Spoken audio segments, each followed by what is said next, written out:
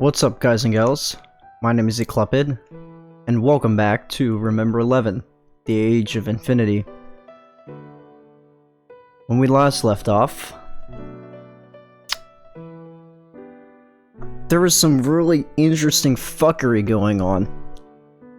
First off, Utsumi and Yomogi are married.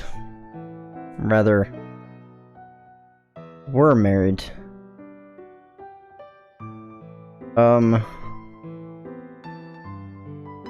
And here's where the hey Tuna Salad, hey April. Welcome guys in the chat. So, the fuckery is quite something. Because if we're acting as though, if we're to believe that Sphia is in 2012, and the cabin is 2011,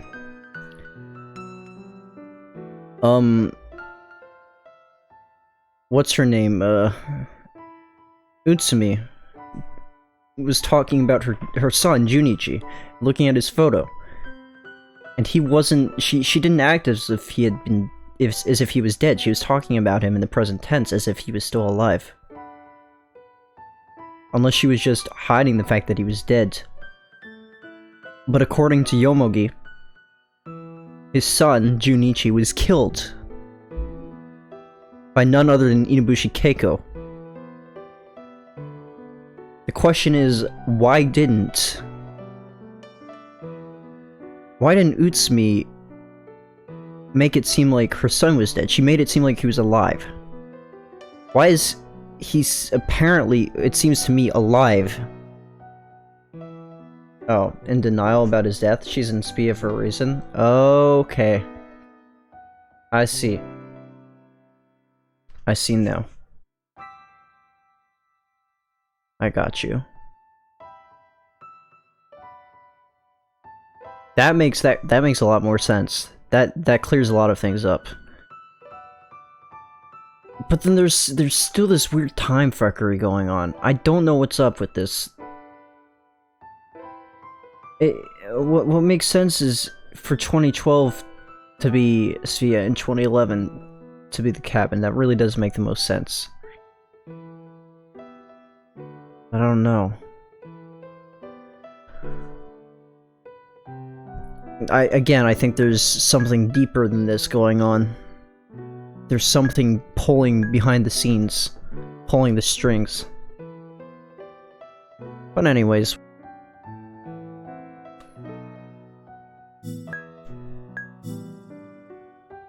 When we left last off, did I just say when we left last off? I'm exhausted. When we last left off, we were in, she was super angry at Satoru, and then she completely changed her tone when she realized we were Fukawa.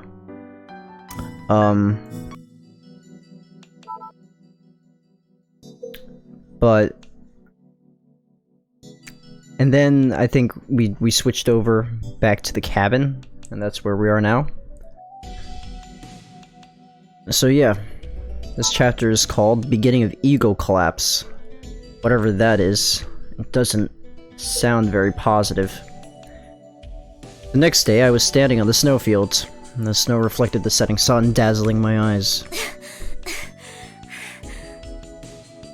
My shoulders heaved as I drew breath, as though I'd been exercising strenuously.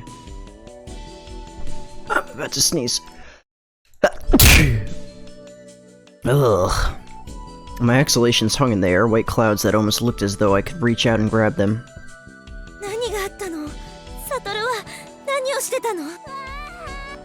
Uni screamed out, sounding frightened. He was running as if to flee the shelter cabin, headed for the grove of trees. What the fuck? Uni! Surprised at seeing him in this unusual state, I started to run after him.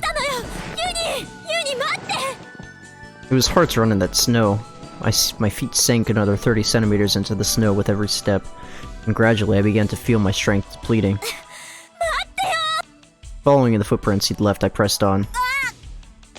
Having reached the grove of trees, Uni slipped in the snow and fell. He smacked his head on a tree root that had been hidden under the snow. I caught up with Uni. I helped Uni, his body half covered in snow, stand up. This guy creeps me the fuck out. He rubbed his forehead, Kagame, Kagame. It seemed that he had hit it when he fell down.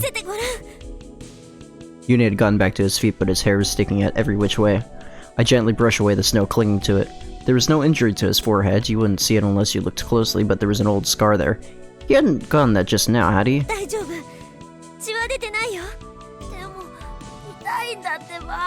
I think that scar is important, because why else would they bring it up?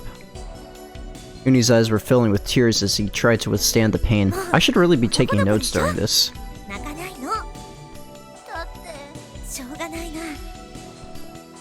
I gave Uni a little kiss on the forehead.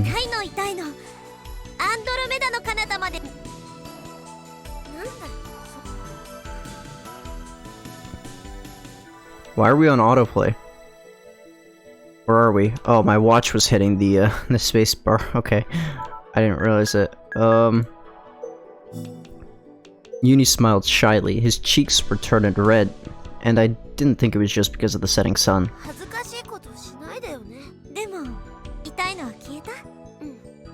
He mumbled it, but I could still hear him softly say that. Smiling, I nodded and pulled him back to his feet.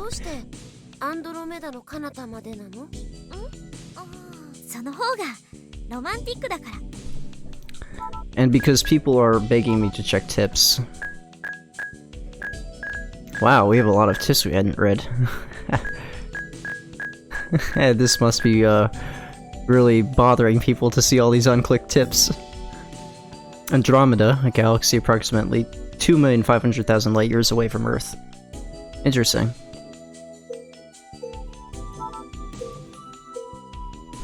I brushed the snow from his clothes. As to confirm something, Uni asked me a question. After hearing that, a somewhat imprudent expression of relief came to Uni's face.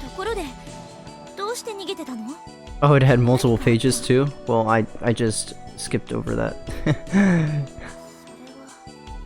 He hesitated. I didn't know what was so hard for him to say, but it was most likely something that had happened in the shelter cabin. Just then I heard a scream from the cabin. What the fuck is going on? When I heard that scream,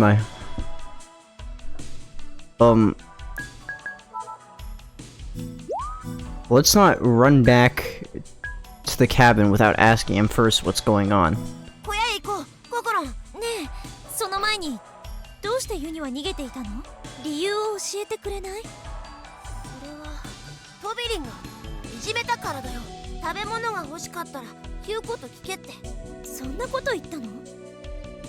The one who proposed that we put Mayuzumi in charge of managing the food supply was me. If because of that Uni was injured, then I'm partly responsible too.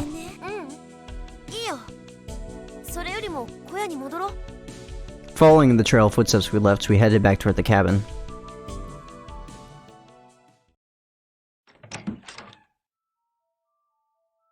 What I saw when we returned to the shelter cabin took my breath away. Was that not fast enough? A dreadful scene had unfolded there. Something dark red was smeared around the edges of Mayuzumi's mouth, and beside her, Yomogi had fallen to the floor. The stains around Mayuzumi's mouth were blood? What the fuck? Is she a vampire? To answer my questions, Mayuzumi looked around the edges of her mouth. The maddened eyes she looked at me with looked to me like those of a wounded beast. People who were stranded after an accident and run out of provisions, they fall into a horrible state like this. That horrifying thought had become lodged in my mind. Before such a scene of shattered human dignity, my lips began to tremble. You're misunderstanding things, 100%.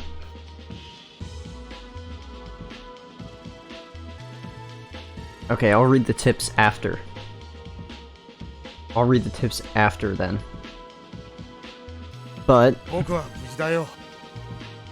Yomogi slowly picked himself off from the floor.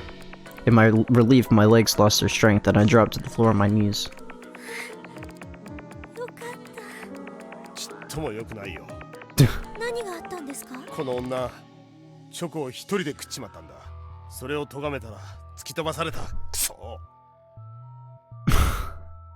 Yomogi stood and dusted off his knees, scowling at Mayuzumi. Uni drew closer to Mayuzumi.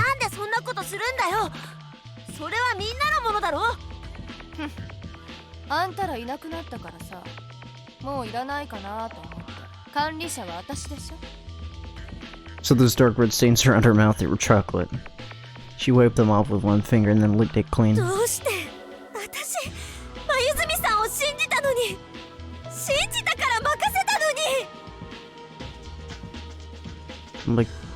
Like I said before, you can survive without food. Mayuzumi turned to me with an insolent smile as though she were trying to start a fight. Goodness gracious. No. Fuck off.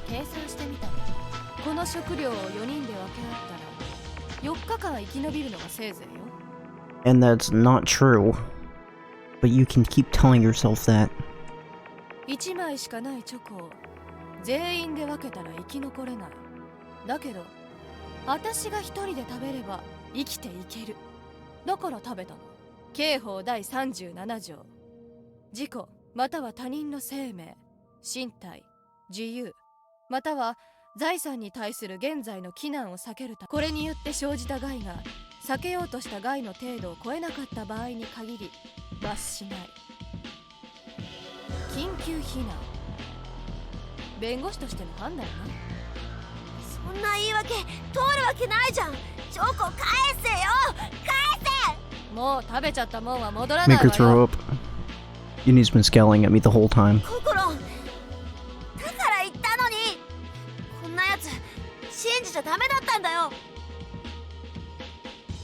Mayuzumi was completely calm and a thin smile raised to her face. Maybe she didn't even realize that she was at fault. Mayuzumi intently stared at me as I trembled. 信じちゃいけなかったんですか。信じた私がバカだったんですか。裏切るつもりはなかったわ。ただ私は死にたくなかっただけ。 They should really kick her out. 生きて会わなきゃいけない人がいるから。それだけよ。私だって死にたくない。みんなそう思ってますよ。それなのに。それ。 My eyes blurred with tears of frustration and sorrow. Burying my face into Yomogi's chest, I wailed loudly. The things Mayuzumi had said were unforgivable.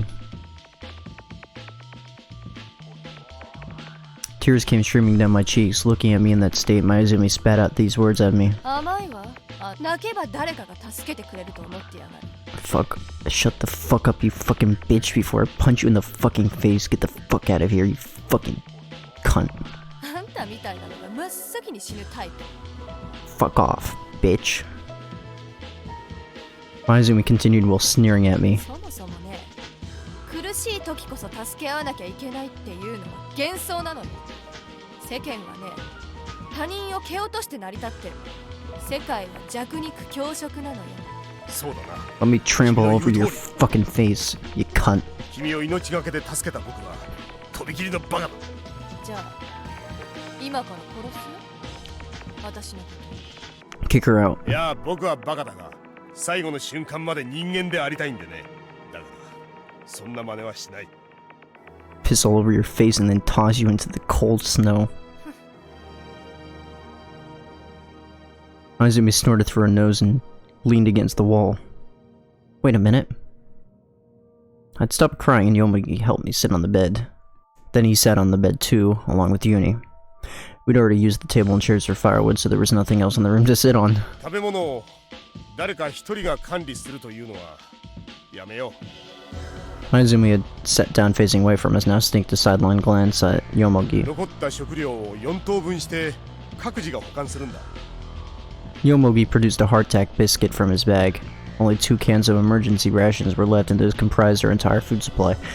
Like I keep saying, you can go 20-30 days without food. In the winter, it's probably shorter. Put it this way, okay, somebody that's 50-60 pounds overweight can go 60 days without food. In 30 days without food, without eating anything at all, you'll lose 15-16 pounds if you're overweight. So you can easily go 60 days without eating, as long as you keep drinking. But if you're, let's put it this way, if you're in the cold and the snow. And you're not overweight, and all of them seem pretty thin. They seem, you know, because they're all Asian. And people there generally aren't fat. Like fucking Americans are. I'd bring that 60 days max down to 10-20. But still, 10-20 days without food is fine. You don't need food every day to survive. You only need to drink. If you go 3 days without drinking, you're toast. But as long as you keep drinking, you're fine. And there's plenty of snow. And you'll live at least 10 days without eating. So calm the fuck down. Yomogi opened one of those cans. The psst sound, the contents of the can were exposed to the air. The sound was as though a service pistol had been fired to signal our unstopping march toward the edge of a cliff. 君が4つに分けるんだ。私が？ああ。君が4等分して僕たちが選ぶ。君は残った1つだ。不公平な結果にしたくなければ、私が頑張って等分しろってことね。Excuse me? Unfair to you? You just fucking ate an entire chocolate bar, you bitch. He brought out the now empty can that had held the biscuits. Carefully, as though carrying out a mock scientific experiment, Mayuzumi divided the biscuits into 4 shares. Yomogi, Uni, and I each chose from the 3 of them. Mayuzumi picked up the last one. Listen, glared. Nobody's gonna steal your fucking food. You'll steal our food, we won't steal your food because we're not fucking bitches. That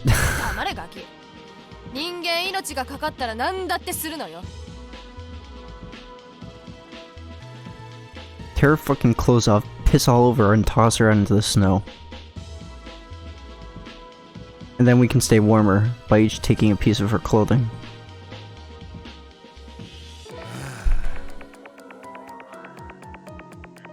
Sighing deeply, Yomogi said,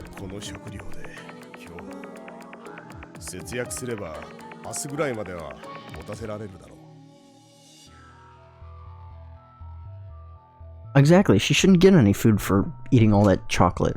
That's what I thought. She's acting like it's unfair, and they didn't even acknowledge his response. What was his response?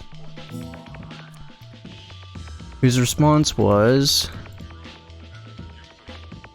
that's right, because you're always the first to complain about it. Not, that's right, because you ate the fucking chocolate.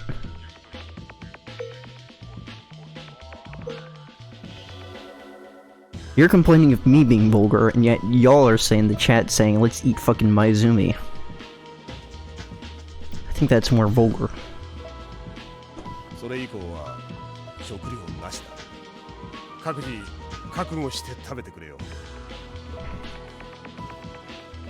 That small can with only about half a biscuit placed in each, it made me feel very uncertain. Can I live on only this? Yes, you can! An uneasy feeling spread through my chest like a lethal poison. A lethal poison like the food in Svea. There's really not much left, is there? Oh fuck, why did I read that? Sounding worried about himself, Uni peered into the can.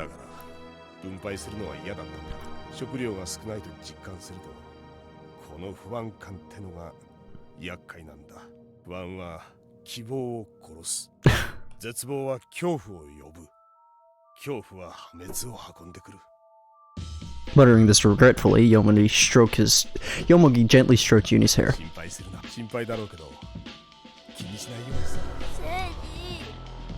Her face had been expressionless, but I suddenly saw Mayuzumi's eyebrows shoot up. Fuck off, bitch. With her precious can under her arm, Mayuzumi turned back toward the bed. As she wrapped herself up in her blanket, her body began trembling. Biting her nails, she began muttering in complaint. Her words, so faint that they barely reached my ears, were,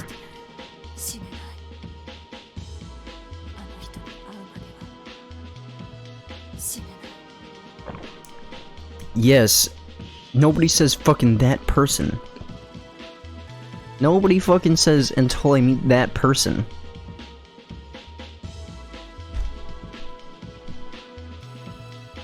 We all know who it is. We all know it's Satoru. We all know Yomogi was also going to the same place to meet Utsumi. 絶対に死ぬもんか。生きてやる。生きぬ。 A strong attachment to life. Hearing that muttering fell from her lips like a curse. I turned and ran for the basement storeroom. Were you getting a fucking knife to defend yourself? Choosing life. The basement storeroom was deathly quiet. When I first came to look around here, it seemed that there were stores of food and fuel in abundance, but now not a trace of anything remains. Until now, my main concerns were the personality exchanges and attacks at Sia, but I realized that the situation at the shelter cabin had just grown as urgent. Death was drawing closer. 甘いわ。あんたみたいなのが真っ先に死ぬタイプ。 Her words repeated themselves in my mind. The hand holding the can that contained what was left of my rations was shaking hard. The few remaining biscuits danced inside the can with a clatter. My stomach was so empty it hurt. I hadn't eaten anything since last night. And then threw it into my mouth. I chewed slowly and then swallowed it with great care. I felt a sharp pain in my stomach as if it was yelling at me that this wasn't nearly enough. このまま助けが来なかったら私死んじゃうのかな死んじゃうのかな Tears started to obscure my vision. I was scared. Very, very. The faces of my friends and my parents back home appeared in my mind. The peaceful campus life I had enjoyed not long ago had disappeared from my mind. 痛くないよ Tears began to fall. The hot liquid flowed down my cheek and dripped to the floor of the shelter cabin storeroom, marking it where they fell. At that instant, a voice came from behind me. Kagame, Kagame. Frantically, wiping away my tears, I tried to plaster on a smile before turning around, but I didn't do a very good job. It looked like I was smiling through my tears. 変な顔ごめんね私の方がお姉さんなんだから泣いてちゃダメなのにもっと泣けばいいよ知ってる目が乾かないようにいっつも流れてる涙と心が高ぶった時の涙は別物なんだよ涙の成分が違うんだカルシウムの量とかが大きく異なってる悲しい時わーっと泣くとすっきりするでしょ泣くことによって体内のカルシウムバランスが修正されたからすっきりするんだよ Is this true? I never learned this in anatomy and physiology. 泣きたい時は泣けばいいんだ I was struck dumb by Uni's explanation. それ本当本当だから僕の胸でたーんと泣くがいいよさ Uni sticks out his thin chest and spreads his arms. 泣けなくなっちゃったよ Were his explanation and actions all just to distract me from crying? Or did he do it unintentionally? Uni's cheeks puffed up in an expression befitting his なん age. だよつまんないの Uni put on a displeased face. あ笑うなんてひどいよごめんね Uni approached me as I apologized, and then he took my ration can from me. 何するのいいから He then poured the food from his own can into 僕 mine? たちはさこの缶から2人で分け合うことにしようよどうしてココロンがお腹減ってたらいっぱい食べていいよ僕がペコペコの時はたくさんもらうけどね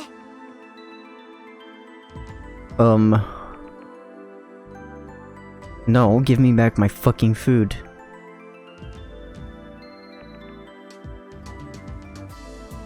There's literally no benefit to this for you. You can eat a lot of food when you want to. This doesn't magically grow our food supply, you fucking moron. Sorry. I just think everybody's out to fuck us. And Kokoro is not very smart either. Uni passed the can over to me. It felt heavier than before when it only contained my 2人 share. でこんなに食べ物があるんだよそう考えればまだまだ平気って気がしないユニとっても不安で心細いけどさ僕たちは一人じゃないんだ一人じゃないその言葉だけで腹ペコなの忘れちゃうよ I silently put the can of food on the shelf. Is it weird that I trust Mayuzumi more than Uni? Is that weird? And then I took off Uni's glasses. まさか I hugged Uni's thin body to me. Tightly, tightly. 痛いよ。ユニがいてくれてよかったよ。一人じゃなくてよかった。ユニに何かがあっても私が守ってあげるからね。 I shouted it out as I hugged him close. これは僕のセリフだよ。 Uni continued talking in a strangely adult 心 tone. を僕は絶対に助けるからね。 Oh snap, here it comes. This is it. I'll save Kokoron for sure. This is more of what I was expecting from this.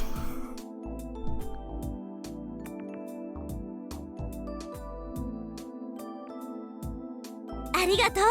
もう男の子なんだから。 I hug him even tighter. シム Warming inside, I happily felt Uni's gentle warmth.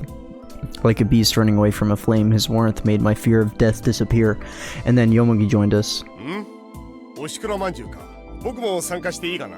Aww. Uni jumped backward. センジは好きだけどさ、ヒゲのおっさんと抱き合うし。 He's not old. ケチだな。できることなら僕は古川さんと抱き合ってみた。 Of course he would. ほら冗談だって。 Laughing, Yomogi held up his can of rations for us to see. さっきの話聞いてたんだが、僕も混ぜてもらっていいかな。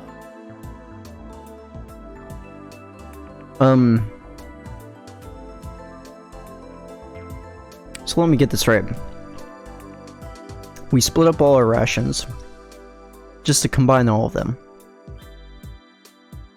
Because basically we're managing the food and we just gave Lynn her food. Okay. Interesting. So effectively we're just cutting her out. 3人の食料を一つにして分け合おう。いいよ。それよかった。当分にしたままじゃ君たちに食料を分けてあげられないからね。どうして？君たちだけにあげて鮎墨に分けないってわけにいかないだろう。彼女とは違い、君たちにはチョコ一つ分のビハインドがあるからな。衰弱する前に僕の食料を分けようと思っていたんだ。 Yomogi placed his own rations in my can. The biscuits were piled up inside the can. It felt like they would overflow. When I lifted it, it felt heavy. It was quite a weighty feeling. Yomogi rubbed his chin while staring at the heap of food inside the can. これだけあれば一月ぐらいは生きていけそうだな。そんなにこんなとこいたくないよ。 Among ourselves and had for tonight's dinner. The meal the three of us ate while standing there was delicious beyond imagination. It was only a handful of dry biscuits, but I was very satisfied. My heart, rather than my stomach, was appeased. この食料は Yomogi handed me the 君 can. が保管してくれ。 Thank the Lord. This is what I wanted in the first place. Why can't I just hold on to it? 私がですか？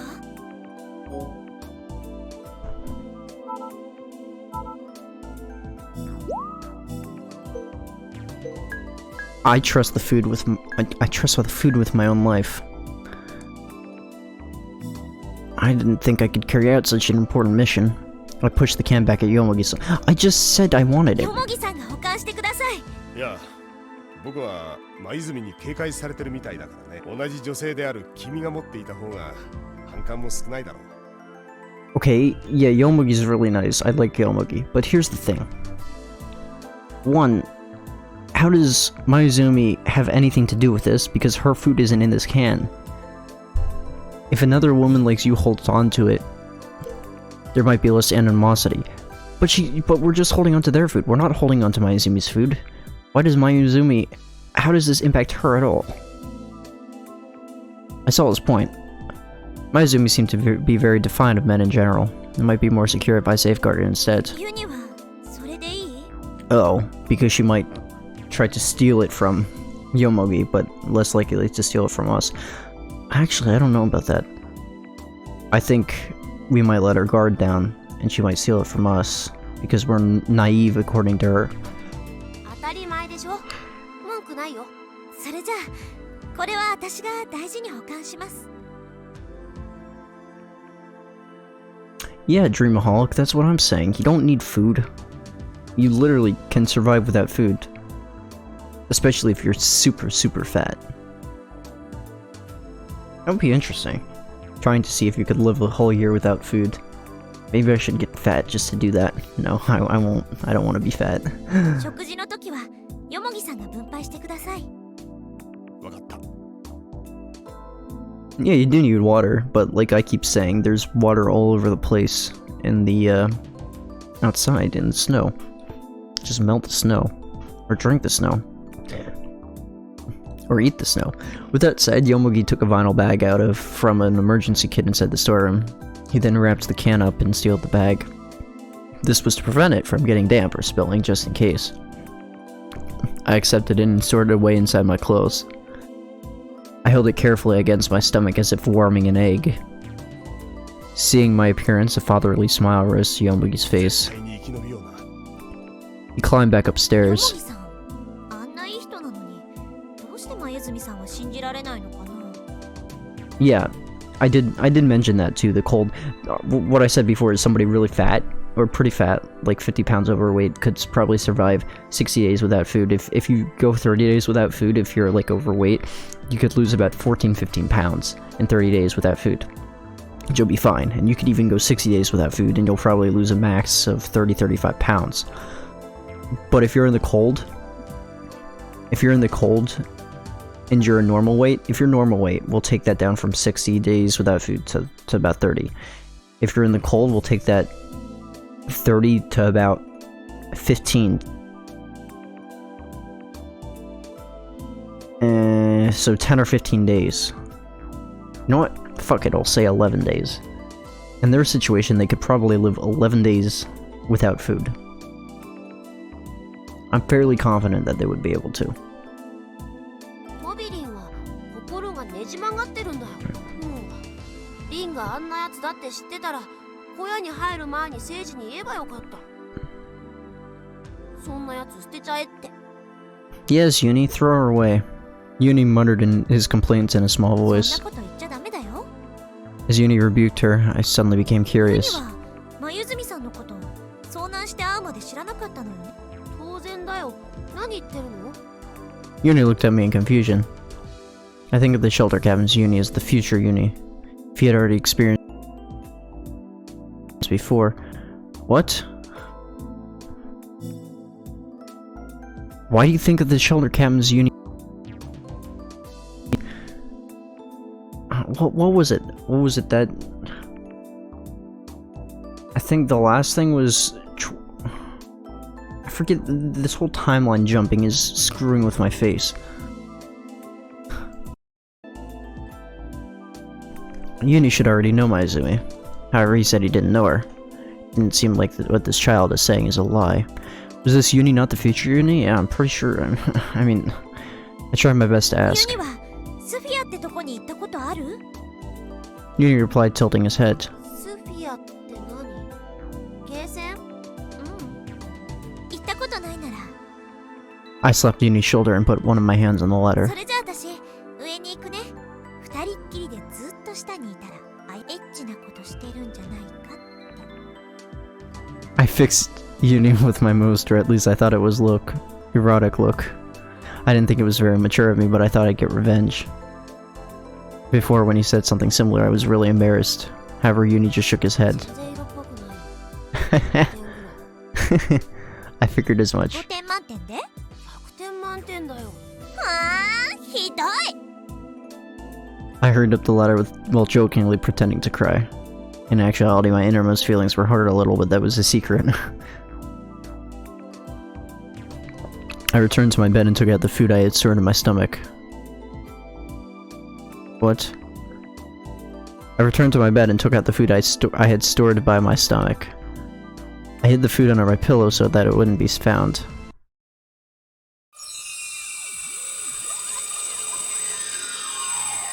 Oh?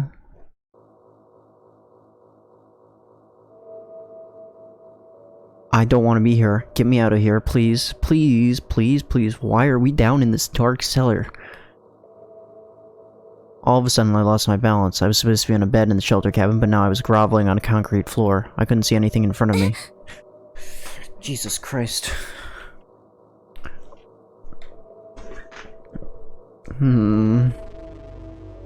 I hate this situation every single time it comes up. Still on all fours, I tried to make sense of the situation as best I could. The air is faintly warm. There was no smell of burning wood. This seems to be Sphia, but where in Sphia am I? What's going on here? Oh my gosh. Intense pain radiated from the back of my head and throughout my body. A throbbing pain resounded inside my head. Touching the back of my head brought acute pain. Sucked by vertigo, I felt nauseous. I tried getting up, but I couldn't put even put any power into my legs, let alone stand up. What's going on? What's going on? I was taken aback. Oh!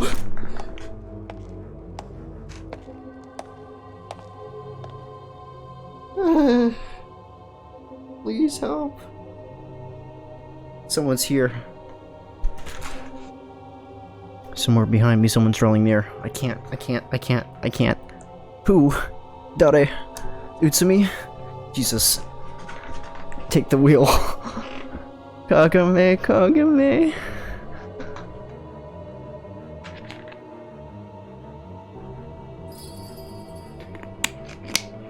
I'm not ready for this. Yuni? Hotori? Inubushi Keiko? I turned around right away. Just then. Fuck. Oh! What is going on? With the ferocious strike to my face, I was sent flying. This is the first time I've been hit this hard. I lost control of my body due to the pain and the impact of the fall. Someone was bending over me. I couldn't see the face of that someone in the dark. Who is that? What is this? What is going on? It hurts. Someone help me. I gotta escape. Where am I? I was hit. I'll be killed. The iron taste of blood spreads through my mouth. Darkness severely limits my vision. Why would someone do this to me? All my thoughts were in panic. Recklessly. But that someone got on top of me, pinned me down, and began choking me to shut up. Painful, can't breathe. I'll die like this. Don't want to die. I started to flail with all my might. Then my swinging arm connected luckily with the jaw of that someone. The mysterious assailant's hold on my throat weakened. Using that strength, I pushed someone away with all my strength. Crawling on all fours, I managed to put some distance between me and the attacker in the pitch-black room. And then, before my eyes were shelves. As quickly as I could, I moved into the space between the shelves. What are you doing? I held my breath. I curled my trembling body up, burying my face in my hands. I couldn't silence my breathing. My teeth chattered loudly. I'd likely to end up screaming. I put my fist in my mouth and bit down hard. I can't make a single sound. I'll be found. Afraid of the mysterious assailant, I kept my voice held in back. How long was it? This someone hadn't pursued me. Not a single sound. It was so quiet my ears hurt. To figure out where I was, I timidly looked at my surroundings. The room was dim. If I'm not careful, this dusty air will cause me to cough violently. On the shelves I was hiding between many cardboard boxes were piled up. A row of several other shelves was visible. I can't see too well, but in the middle of the room there were many scattered boxes as if a storm had hit there. This is the underground storeroom, which means the exit is. I recalled the times I'd been here before and guessed the direction of the exit. Quietly I peeked out. There. Fuck. Get the fuck out of here. In the dim light, I saw the indistinct handrail of the stairs to the upper floor. From where I was crouching, it's about 5 meters to the stairs. Oh my god, if I make a run for it. Oh! Startled, I barely managed to cover my mouth. That someone may still be lurking near. Or the assailant may have already left. If they're near. Just thinking of the attacker made me tremble once more. Someone just now tried to kill me, Satoru. I sense a spine-chilling thirst for blood. A thirst that made the hair on my body stand on end. I drew my arms around myself, holding my breath, and I strained my ears. They began to ring. Other than that, I heard nothing. If this someone is lying in wait, waiting for me to make a move. The moment I take a single step from the exit, I'll be assaulted from darkness. I don't want to move. I'm scared. There's not a chance that I'll continue to wait here patiently. I can't sit in the fear and tension. I have to go. I'll certainly be okay. It's no more than 5 meters. If I dash through the room without looking back, it shouldn't take me more than 3 seconds to reach the stairs. Oh, please don't make me make this choice. Please don't make me make this choice. As long as I can get out of this room, I'll manage whatever comes if it comes somehow. Assuring myself I mustered up my courage, I stood up silently. My head still throbbed with pain. Moreover, the numbing pain in my face is still here too. The pain made me remember the fear and my will faltered slightly. I returned to my crouching position. Until a short while ago, I was in the shelter cabin with Uni and Yomogi. I was so glad I wasn't alone, and yet I'm alone now, scared to death by the presence of a murderer. Why wasn't I alone in this situation? Tears seeped out. I wanted to cry and give up on everything, yet in my despair, my strength returned. This body is Satoru's. I have no intention of letting him be killed. Shut the fuck up! I breathed deeply over and over. Once again, I took stock of my surroundings. Not a single trace of anybody. Not even a sound. Yes, but there's no second exit in this room. And if they really went up the stairs, you would have heard it, probably. They're in this room, dude. I readied myself and ran to the stairs with all my power. I felt something moving behind me, but I won't look back. I clung to the handrail and quickly ran up the stairs. Run, run, run, run, run! Fuck, fuck, fuck, fuck. Oh, fuck, it's dark. There's no one in the kitchen. Run, I hesitated. Where should I run to? Nothing but anxious thoughts crossed my mind. Scream, fucking scream. Wherever I run, the criminal may anticipate my moves. Wherever I run, as long as I'm in this facility, the criminal will come after me. Fuck, fuck, fuck, I was startled. Down the stairs from the underground storehouse, I could hear footsteps. Run! As I thought that someone didn't leave. Fuck! Run! You fucking idiot! Their breath was silent. The strong intent to kill was still focused on me. I'm scared, I'm scared. Run! You idiot! I was stunned by overwhelming terror when I came to my senses. I was running. I ran from the hall to the outside of Svea, delirious from terror. I regretted rushing outside. Dark. My whole body was chilled instantly. I wasn't wearing anything warm right now. I only have one shirt on. Should I turn back? But if I go back now, there's someone who is... I'm sure this someone saw me go outside. I'm sure that this person is waiting patiently on the other side of the door. Why? Why the fuck? Why the fuck is it dark? Why the fuck is nobody here? Who the fuck is coming after us? But even so, why was Satoru in that position in the first place? How did he get fucking trapped in the basement? Can he, like, tell us why he was there? There it is, so cold it stings. My hair and clothing are getting soaked by the falling snow, making me even colder. I rub my upper arms desperately. I'm going to freeze to death if I stay here.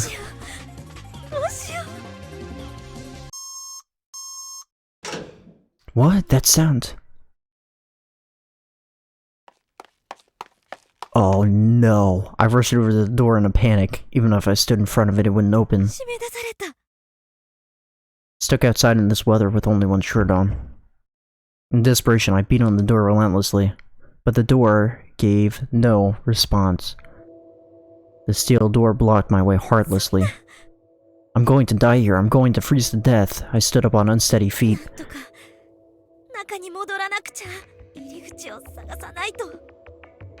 Even if I do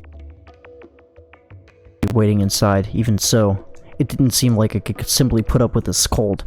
I would have done what she did. I would have run outside. If somebody trying to kill me, I want to get as far away from them as possible, and I know they won't follow me out here. We have more time to deal with trying to get back inside Svea than we do dealing with freezing to death. My question is, why is Satoru down in there in the shelter, the underground storeroom in the first place? And why is he getting beat up on by some random assailant? Like, did he get chased down there?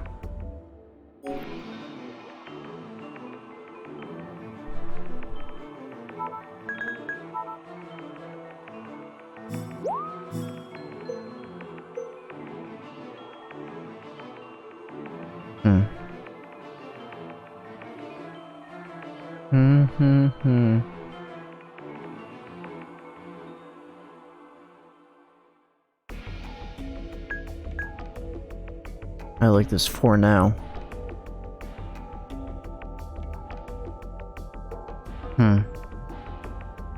What'd I do? For now, I guess. For now, I decided to walk away from the building. It's because I felt that murderous monster was still watching my every move. They're planning on me coming back inside Svea in a panic. The murderer probably has this in mind. I set my freezing feet in motion and began to walk. Stepping firmly into the snow, I decided to take refuge in Bartisphia where the light didn't reach. With Spia's gate locked behind me, I advanced diagonally to the right.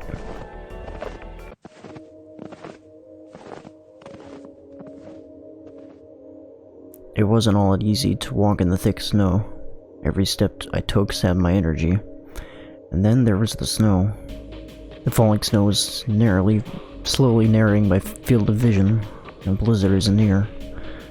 When I turned around, the lights of Sphia were so small I was surprised. I was obstructed by the snow. It's maybe within the premises of Sphia, but one wrong move and I'll be lost. If I lose my way, I could go into hypothermia and lose consciousness and freeze to death. I needed to set a reference point. What should I use for a reference point? A little troubled, I decided to use the basketball court. The basketball court should be slightly illuminated. Even if I get lost, I can use that as a landmark.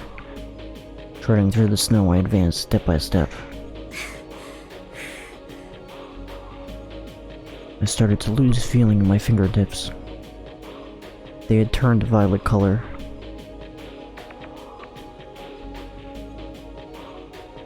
Oh?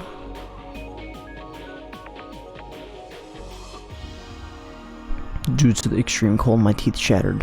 How long has it been? I collapsed on the spot? Oh shit. Was this the bad decision? It hasn't been more than 10 minutes since I left Sphia, but I've lost all feeling in my arms and legs already. But if I stay here, I'll die. I started moving my frozen limbs and tried to advance further. As I raised my head, I was horrified.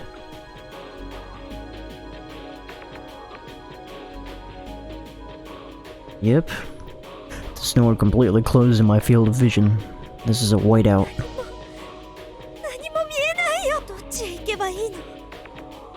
My cry was sucked into the white darkness.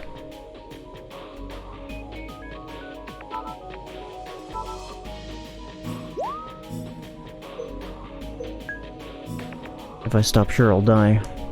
I continued fumbling my way through the white darkness. The perfect whiteness of the storm obscured even the tips of my own fingers from view. I had no clue where I was. Am I heading towards Sphia, or maybe I'm heading the wrong way? I soon lost track of all of that. Nothing but a pure white world without end.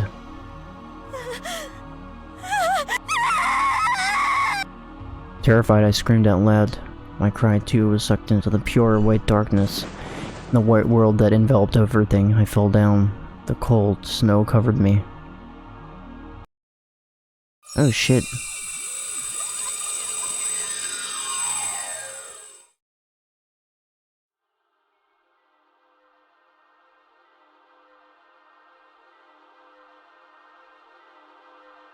I was lying down on a wooden bed. The air was painfully cold. My breath settled down. This is the shelter cabin. A small fire was burning in the stove. However, to the me who had been walking in the snow, the blaze was a much appreciated blessing. I flew to the stove. I grabbed the stove, almost hugging it, but immediately realized my mistake. No, I'm not safe at all. Taturu's body was still in the snowfields of Sphia. Only my consciousness only transferred here. At the exchange Satoru in the snow, I turned on the switch impatiently and played it. No messages from him. I pushed the recording button.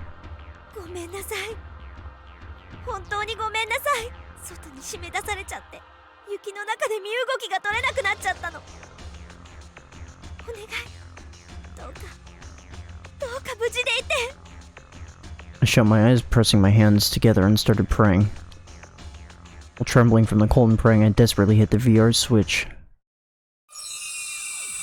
What?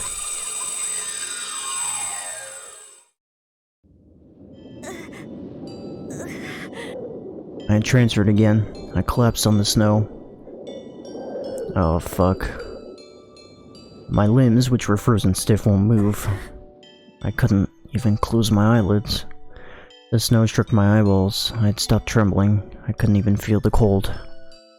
I couldn't hear anything. All I could feel was my heart pounding as if it was defective. I slowly Slowly lose consciousness. I fall into the pure white darkness.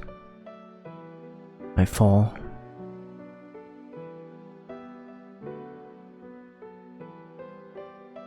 Yep, bad ending.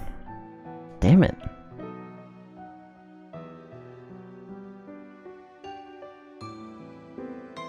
I was sure I wasn't gonna hit one, but I did. Damn it. Should we save system data? I don't know what that means, but okay.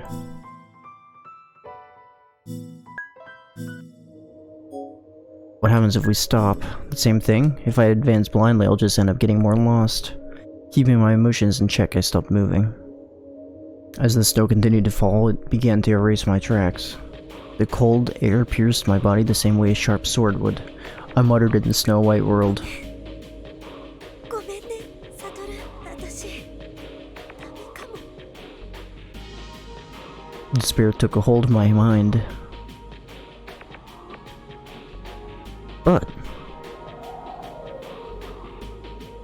suddenly the wind blew. The white curtain disappeared for an instant. In front of me I could see the basketball court. Digging a path through the snow with my shaking hands, I began to move. 着いた。 After reaching the court, I followed my earlier path back to Sofia. With this little detour, the killer should lose me as well.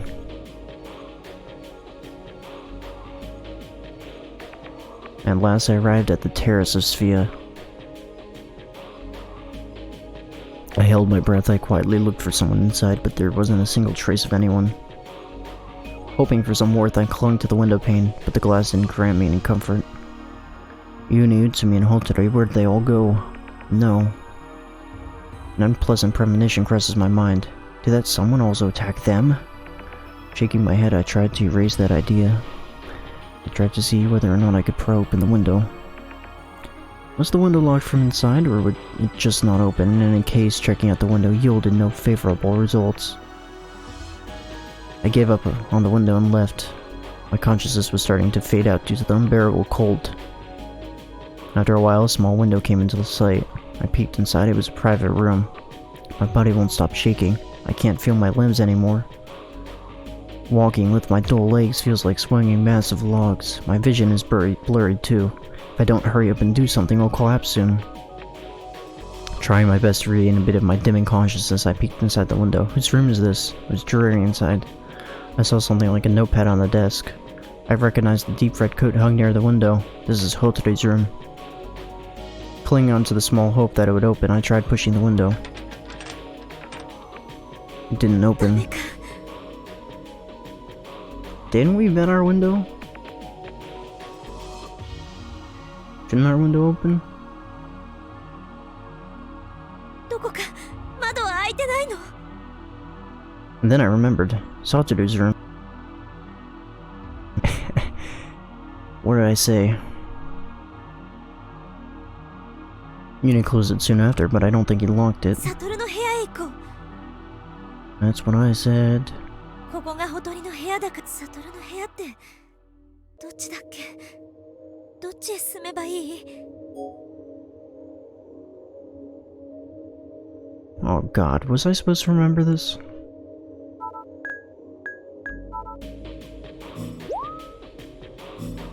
Pretty sure I wasn't.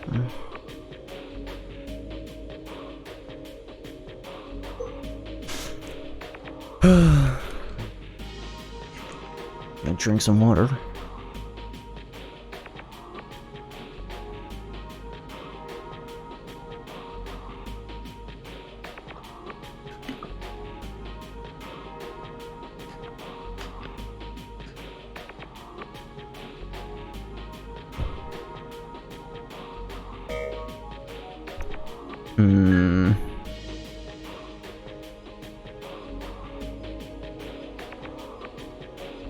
I think it's the top one. I began to walk to the left. My steps are uncertain. My physical strength is being sapped away by the cold. I can't walk straight anymore. And if I can't reach Satoru's room, then it's just a matter of time before I pass out. How did things end up like this? What did I ever do? Thinking my hopeless situation caused me to start sobbing uncontrollably. The tears won't stop. The tears running down my cheek felt unbearably cold. Walking in a daze, I reached out of the room. It was Salter's room. I mustered up the last of my strength and ran to the window.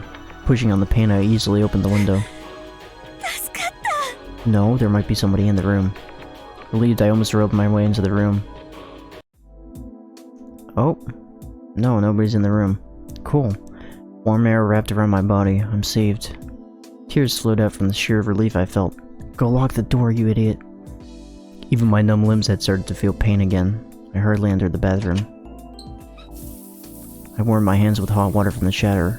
I gritted my teeth as I held my hands on our water so hot it made me instinctively want to spring back. Gradually, feeling came back into my fingertips. The sensation of pain returned. Contact with the hot water, my body got goosebumps. Gazing into the mirror, I noticed Satsuru's face was a mess. It was wet and soggy with tears and snow. The lips were ghastly blue, shivering from the cold. I also used the water to wash my face. Pleasant warmth sank into my body. What I really wanted to do was get into the bathtub, but I couldn't afford to be too carefree. After I had warmed my body to some degree, I left the bathroom to change into my clothes. I searched through the closet for something more suitable and changed into a warmer shirt. Inside of Suya was deathly quiet. Not a single sound could be heard. I hope no one was around. The someone who had attacked me must still be in the facility, no doubt about it. If I lock the door and shut myself up in here, I can avoid the impending crisis.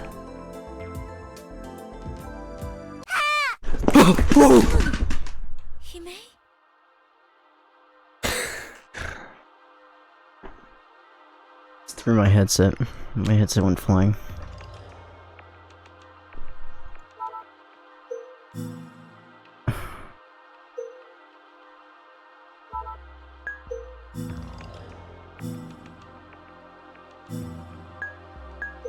Oh, I didn't know I could do this. I ran to the door. I was about to put my hand on the knob. At that moment, scream. Sounded like a scream had reached my ears. I could hear the. Had Unibius been assaulted by someone? I peered out of Satsuru's room. The kitchen was dark. I frantically strained my ears. Eyes, I couldn't see anyone in there. The voice I'd just heard definitely sounded like it was screaming. Moreover, it sounded like Uni's, that someone may have decided to target Uni instead of me. At this moment right now, the assassin's knife may be pointed at him. Kokoro, no. Oh, I heard noises. They'd come from the underground storeroom. Lowering my voice, I called out to him. There was no reply. I'm scared. Someone may burst out of it at any moment. I'm scared.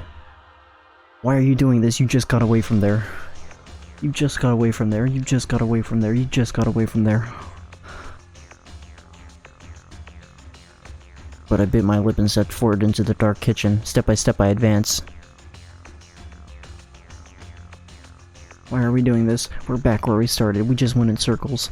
Peering down the stairway to the underground storeroom, I called out to him. Oh my gosh. What's up, Dreamaholic? Why are you what the fuck? Why are you what the fucking me? I get scared easily.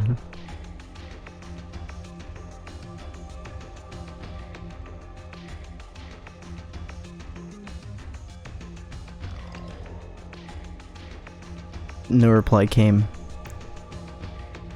A silence so total it was painful ensued. The stairway leading to the basement yawned open like the jaws of a monster. It was pitch black downstairs. Isn't there a fucking light? I stepped into that darkness. What are we doing? We just came from there, you idiot. We just came from there. Slowly climbing down the stairs. What are you doing? What are you doing? I'm scared.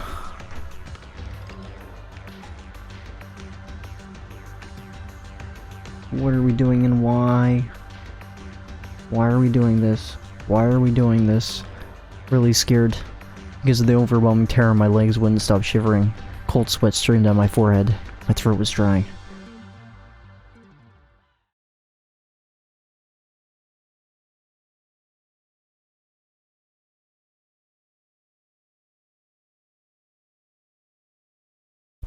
I raised my voice in the darkness. I descended into the underground storeroom. お願いいるなら返事 Why are we doing this? Why are we doing this? Why are we doing this? We're going to get killed.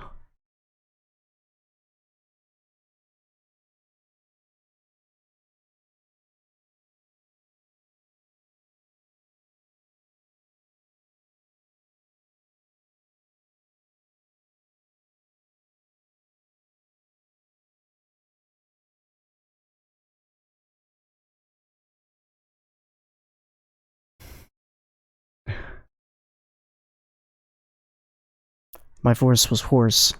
Saliving my swallow. I continued. 大丈夫なの Why are we doing this? Why are we doing this? Why are we doing this? Why are we doing this? Why are we doing this? I can't do this. I can't do this. Silence was the only reply. Why? Why are we down in this basement? Maybe the scream was a figment of my imagination.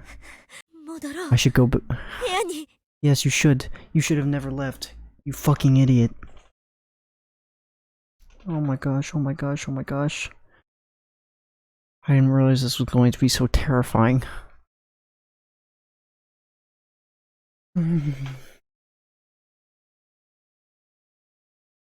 As I nodded to myself, I put my hand on the handrail.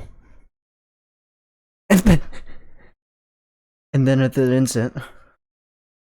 Oh my gosh, we're fucking dead.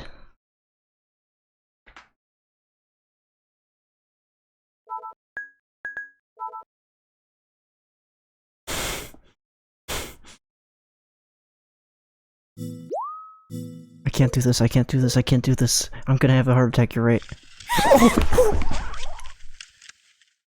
What the fuck was that? The sudden noise made me jump in fright. I focused my eyes and squinted to see as best I could in the darkness. Oh, it's a fucking rat. At the edge of my vision, I sighed in relief and put my hand to my chest. No, it's not just that. It's not just the rat. It's not just the rat. It's a red herring. なんだネズミ It's not just a rat. It's not just a rat. We're about to get fucked. I told you. I told you. In that moment of relief, from the darkness, the shadow of a person rushed out. I was pushed aside by a strong force. I tumbled to the concrete floor. I sensed that someone behind. Because of the darkness, I couldn't see that person's face. Oh my gosh, oh my gosh, oh my gosh. They're murdering everybody and throwing them into the cellar. Instead, I saw something else, something dreadful.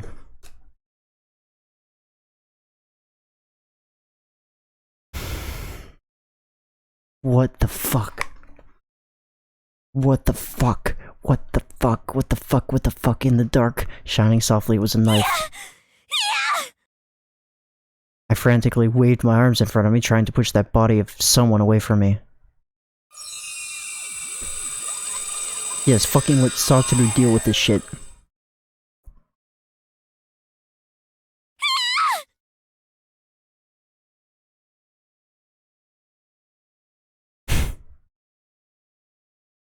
I need to get a drink, I'll be right back.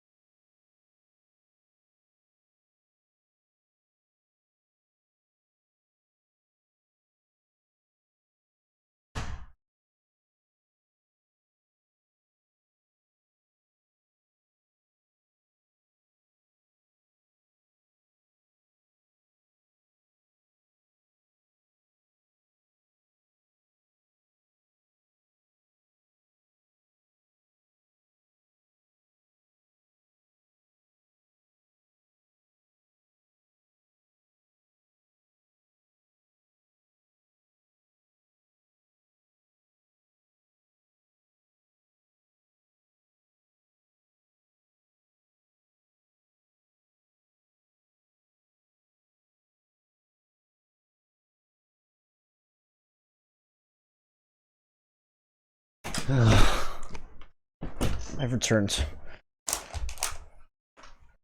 One thing to note about me is I am terrible with scary stuff. Even the slightest scary stuff, it completely causes me to go ballistic. Just like that. Whenever I'd watch anything remotely scary, as a kid growing up, I'd always fast forward through it just to see that the scary moment was just a momentary thing, and then I'd watch it after fast forwarding through it because it convinced me that the protagonist was gonna be okay. I can't deal with scary stuff. I like it, but it freaks me the fuck out, as you've probably seen. I let out a scream. Yomogi was there in front of me. Huh? What happened? The one that was chasing after me was Yomogi? No, it wasn't, you fucking imbecile. Why was he at Svea? Yomogi stared at me worriedly as he spoke. I see, so personality exchange occurred. Yes. Fucking good, because let fucking Satoru deal with this shit. He was the one that got himself into the basement in the first place. Moreover, why is somebody fucking murdering people? Alright, I'm just gonna save this here between anxiety and collapse, because I want to go back quick and see what happens if I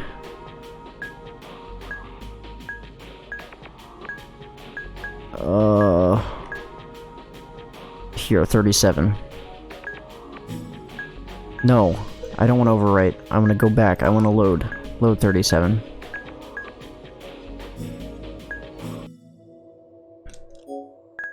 Let's see what happened. Oh. The premises of Sea are large. It would be disastrous if I got lost. I've recalled several incidents in narrow ski resorts where victims died very close to the hotel. I started to walk around the building along the walls of the facility. I really have no clue where I'm going. Eventually I reached the terrace. The lights shone brightly. Surveying the room, there wasn't a trace of anyone inside. This is different. Yuni, Utsumi, and Hotori, where'd they all go? They couldn't have. An unpleasant premonition crosses my mind that someone also attacked them. Shaking my head, I tried to erase that idea. I tried to see whether or not I could open the window. Was the window locked from inside, or would it just not open? In any case, checking out the window yielded no favorable results. I gave up on the window and left. The splitting pain in my head was unbearable, and my consciousness was starting to slip away. After a while, a small window came into sight. I peeked inside. It was a private room. My body won't stop shaking. I can't feel my limbs anymore. Walking with my dull legs feels like swimming in massive logs. My vision is blurry too. If I don't hurry up and do something, I'll collapse soon. I tried my best to regain my bit of my dimming consciousness as I peeked inside the window. Whose room was this? It was dreary inside. Seems to be the same exact text.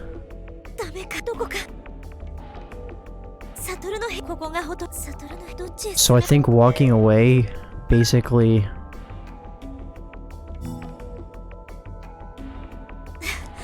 I feel like walking away from Spia didn't do anything except almost kill us and give us a chance to get back. Because this seems to be the same exact shit.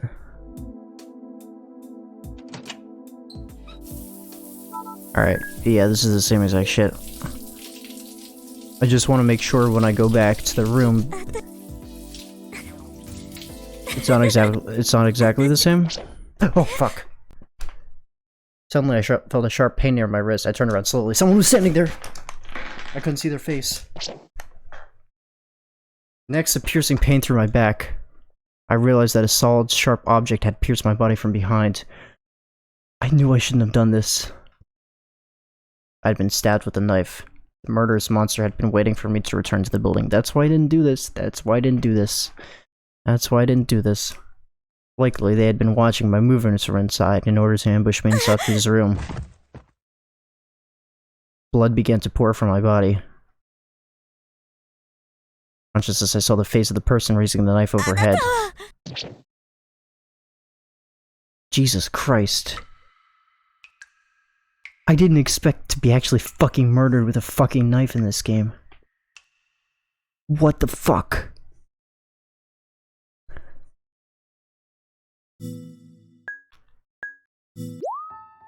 Okay, well, I got that. So for the most part, I've been dead on.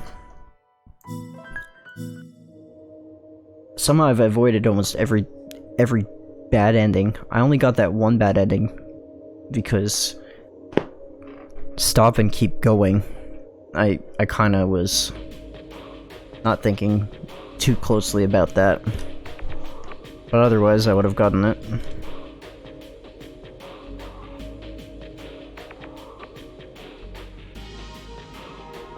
I was sitting on a wooden bed.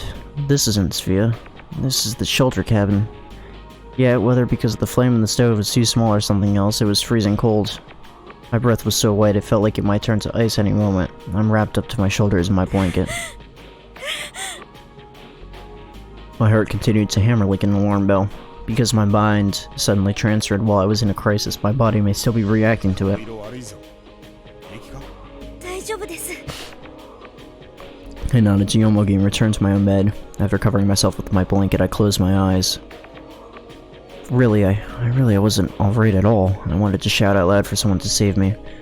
Slowly dying here at the shelter cabin. And at Svea, the hand of the murderous monster draws even nearer. Being exposed to a never-ending succession of different terrors, my spirit is shattered.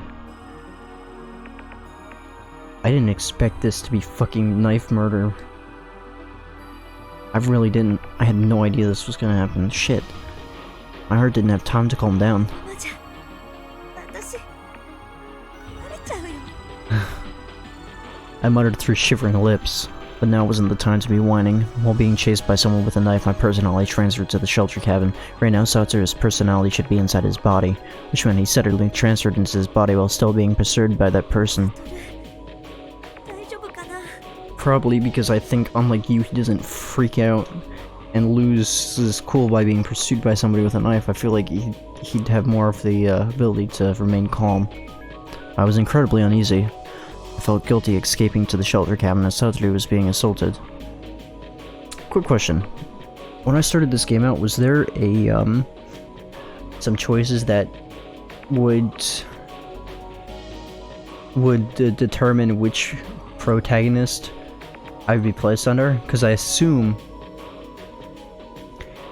we could also do this from Satoru's perspective, like the actual Satoru's perspective. From his self. Rather. I'm assuming when you're saying routes, oh, you only unlock Satoru after Kokoro. Okay, cool. I feared as much. I mean, I feel like Kokoro's route would be the most important to read anyways, first. 無事でいてね。 Joining my hands together, I muttered as if praying. Then I heard Mayuzumi shouting. ちょっと寒すぎるわよ。 The bed began to creak. Mayuzumi is trembling. 黙って座っていろ。節約しないと朝には尽きる。死にたいのか。今まさに死にそうなのよ。 Yomogi opened his mouth to complain, but only a sigh emerged. Yomogi stood up from his bed and approached the stove. He started throwing the piled up firewood into the stove. Soon after, the fire grew larger and the air became warmer. このペースじゃ朝まで持たない。 This is terrible. Even though he said it, he was trembling as well. He held his hands over the stove. Even as such an experienced mountaineer, Yomogi found the cold in the shelter cabin unbearable. His decision to build up the fire may have been based in his judgment that we'd all end up dying from the cold if things continued just as they were. I started thinking to myself while blowing on my frozen fingers with the white breath. If all the firewood disappears at this rate, how cold will it get? I couldn't even imagine. Satoru said that he was at ease here. However, with this, there probably isn't any comfortable ground left for him. Because with each passing moment, this place is further transfigured into freezing hell.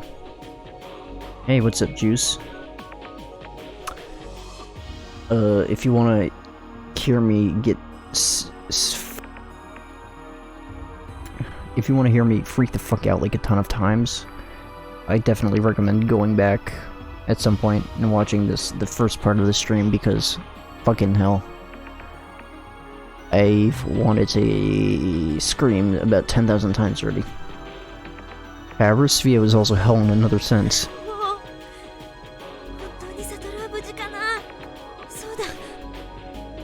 I took out the VR with a shaking hand. My other hand clumsily hit the playback switch. The message began to play. 心、たった今、俺はスフィアで襲われた。襲われた直後にここへ飛んできたんだ。頼む。どうか無事でいてくれ。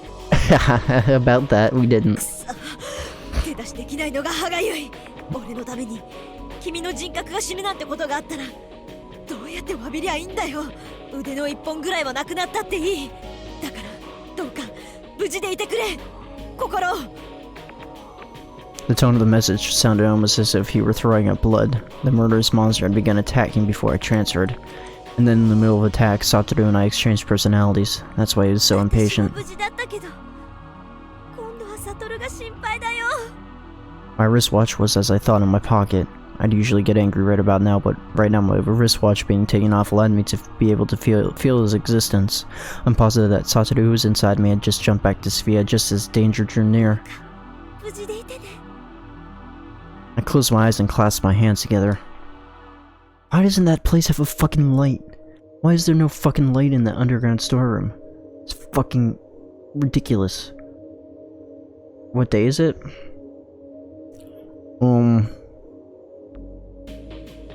So basically, just to recap, the stream yesterday ended after the whole Utsumi Yomogi revelations about Junichi. And that was the big thing that happened yesterday. And then we saw, I think towards the very end of the stream, we jumped back to Satoru's body, and Utsumi was like angry for whatever reason. Then she realized we were Kokoro, and she's like, oh, we're all friends now. And then we continued, and we jumped back to Kokoro. And then at the very beginning of the stream, we jumped back to Satoru, and I forget what happened then, but we had that a huge argument about food today with, huge food argument with Mayuzumi at the beginning of this, arguing about her stealing the chocolate and shit. But yeah, it's the fourth day apparently. I closed my eyes and clasped my hands together. And now we're here after terrifying knife murdering shit is going on. And desperately pray while shivering from the cold. Oh no, are we going back? Fuck.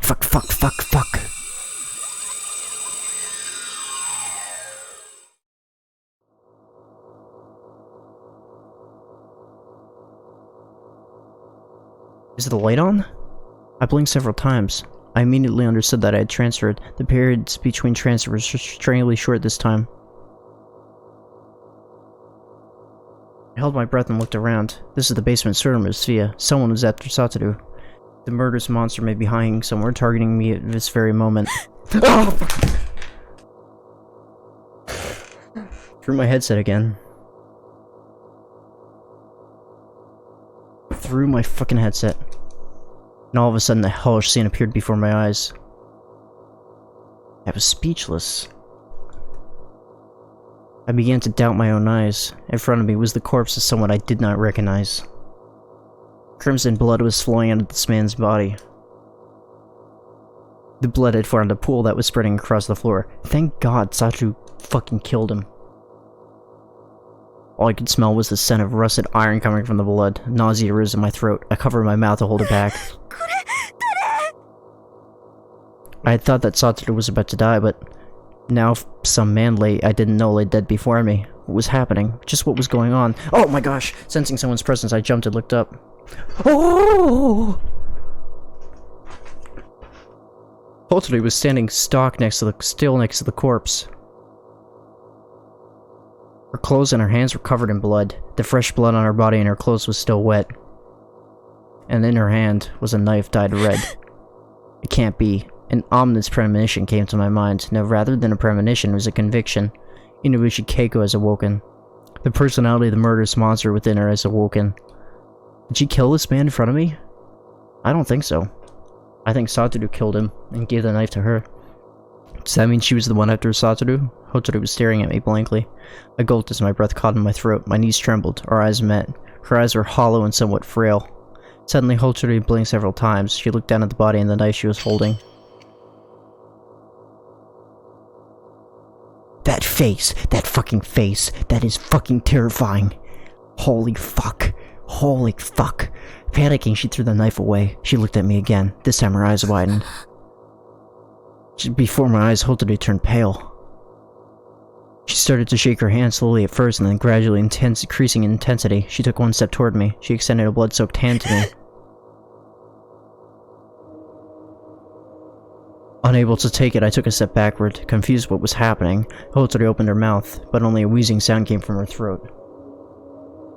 I trembled in fear as she continued shaking her head. Every time she took a step forward, I took one step backward. Hotaru drew closer and closer. Blood dripped down from her extended hand.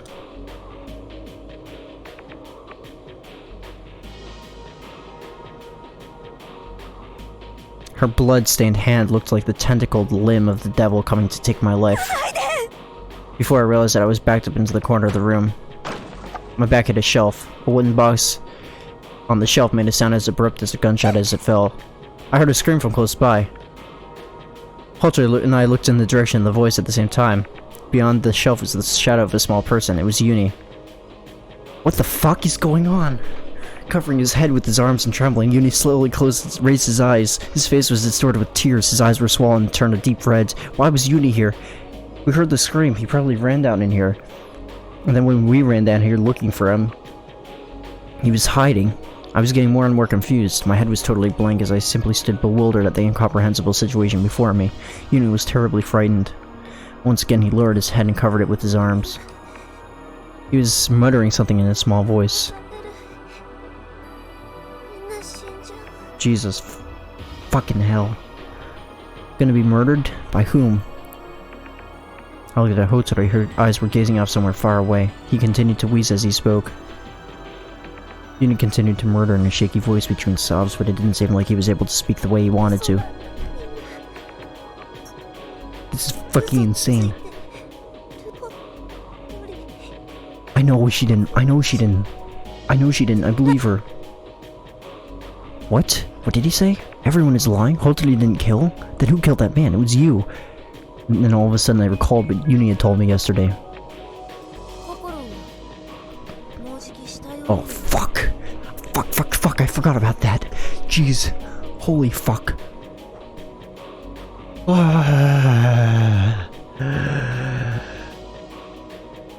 The conversation with Uni that had taken place in the shelter cabin yesterday. It was when he read my palm. Uni said that.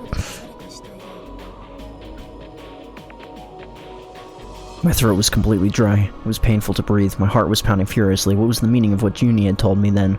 A premonition? Or was it an advanced declaration of his crime? Upon arriving here, I realized that my doubts as to who Uni was had not yet been erased. Why was Uni at both the shelter cabin and Svea? I don't believe Uni. You know what? Fuck it, I do believe Uni. This is... I know what they're doing. They're getting me to doubt him. They're getting me to doubt him. They're getting me to doubt him when I shouldn't be doubting him. Fucking guarantee it.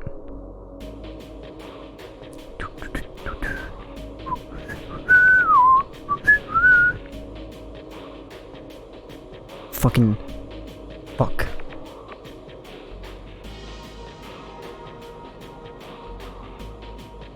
I don't... it's weird. I don't even trust Satoru.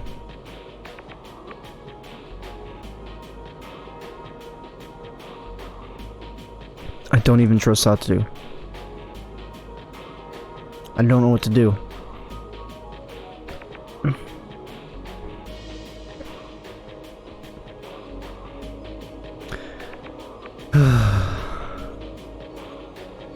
I'm just sitting here trying to figure out what the fuck.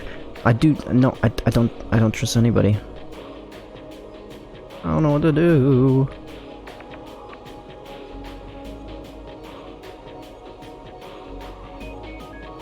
What do I do? Yomogi hasn't pulled anything yet.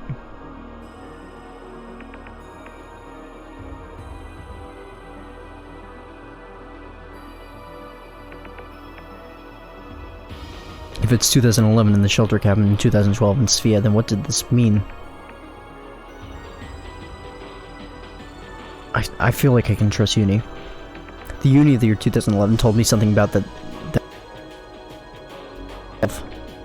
It's not like that possibility was completely unthinkable.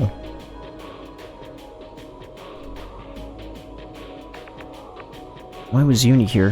Why was he crying like this? Does Uni actually know everything about me and my and Santanu's personality transfers? What if being an innocent child that doesn't know anything was really just an act? What if the lying one was Uni? I don't know about that. I don't know anything. And that can't be. For a child like him to have done it, that can't be. Despite all the calm reasoning I had done, deep in my heart I begun to think there was something eerie about Uni. Just now? Fucking... This child. Just who is he? Can't be. But did he kill that man? He did not. Did he attack Satoru? He did not. Somebody answer me, I don't know what's going on anymore. どうしたの? Oh my gosh. I heard a new voice coming from the stairs that were connected to the kitchen. Finally about time. Utsumi climbed down the stairs anxiously.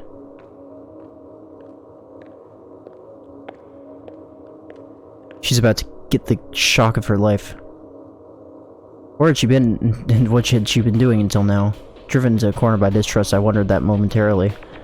When I was being chased by someone before, Utsumi had been nowhere to be seen. Was she someone I could trust? Utsumi slowly looked around the room, not paying attention to my suspicious glare, and then surprised by the corpse. Continuing to look at the blood-covered Hotori, curving her lips slightly, she grinned and laughed. I'm sure I saw it. I hadn't overlooked it. A chill ran down my spine. Why? Why was Utsumi laughing right now? The fuck?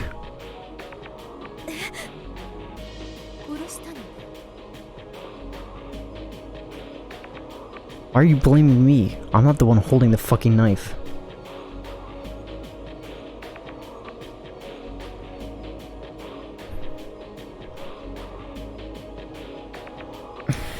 Utsumi started talking in a cold voice.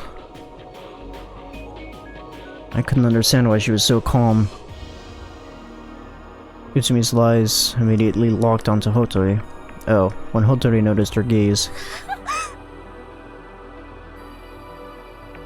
she tore at her own hair with her blood-soaked hands. Her beautiful long hair had become disordered and messy. She didn't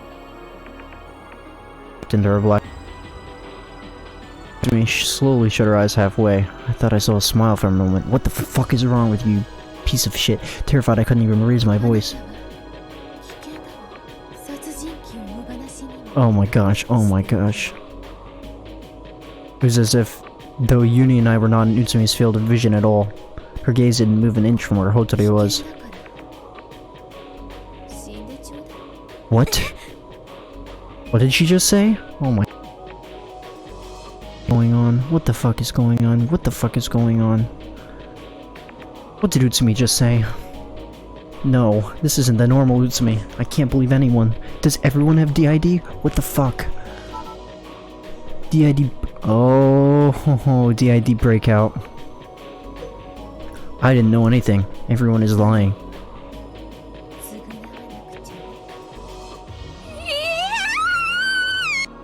Incited by Utsumi's words, Hotori started shrieking. She was having a fit. But did that mean that the personality that was in control now was actually Hotori? Wasn't she Inubushi Keiko? Breathing wildly, Hotori's gaze dropped to the floor. Utsumi... The knife was on the floor. The knife. The blood-covered knife that had fallen next to the body. All three of us had our sights fixed on that knife. Between the three of us, the distance to that knife was more or less the same. What the f***? They're away. Oh my gosh. A feeling of strain and tension held the room in its grasp. Nobody moved a finger. In order to not show any openings, I watched their movements closely. As if keeping each other in check, we stared at the knife in each other's faces restlessly. What the fuck? My thoughts go around in circles. That knife. The knife was a weapon for protecting yourself. If I got my hands on it, it wouldn't land in the hands of the murderous monster. The other two in the room, three if you count Uni, who's crying in the corner. If one of them snatches it away, my life will be in immeasurable danger. I don't know who the culprit is, so there's no way I'll hand that knife over to anyone else. Why aren't you... Nobody cares about this dude on the ground that nobody recognizes. Talk about the fucking guy on the ground. But the instant I get my hands on the knife, everyone but the culprit himself will misunderstand and think that the murderous monster is me. If the real culprit managed to take advantage of the opening, not just me but everyone else will also be killed. And besides, assuming I can get the knife, can I even use it properly? When the time comes, can I stab the murderous monster if they attack? There's no way, even if it was to protect myself, to kill someone. What should I do? What should I do, Furukawa Kokoro? Oh my gosh. Screaming, Hotori sprang forward. Utsumi too made her move without a moment's delay. Only my reaction was late. No good, I won't reach it in time. I.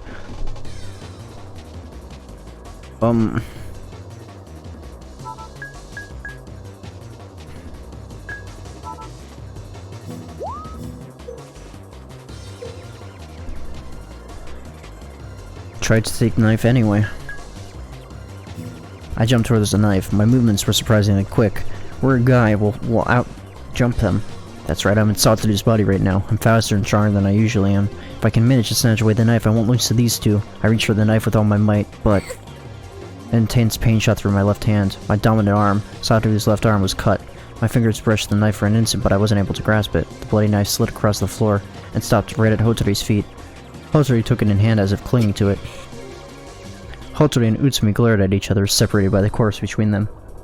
I all but rolled into a standing position. Letting out a voiceless scream, Hotori gripped the knife. Hotori had a desperate look on her face. However, tears rolled softly down her cheeks. She's the one I trust the most with the knife right now. I trust her. I don't think she killed him. Why was she crying? Utsumi commanded in a sharp voice I had never heard before. Hotori shook her head and pointed the knife at Utsumi with trembling hands. Utsumi stood back with an impatient look.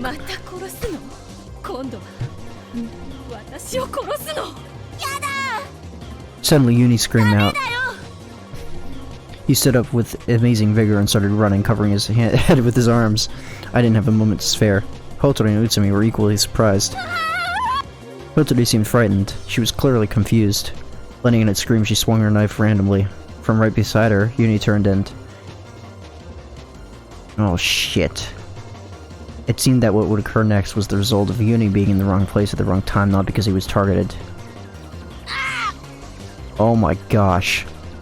Fresh blood spattered everywhere. Uni's small body lost its strength and collapsed. He's dead. Uni's... Did I make the wrong choice? A portable radio flew out of Uni's grasp from the impact of his fall. The radio fell with a crashing sound and slid over to where I stood. Deranged, Hotori headed for Utsumi, brandishing the knife.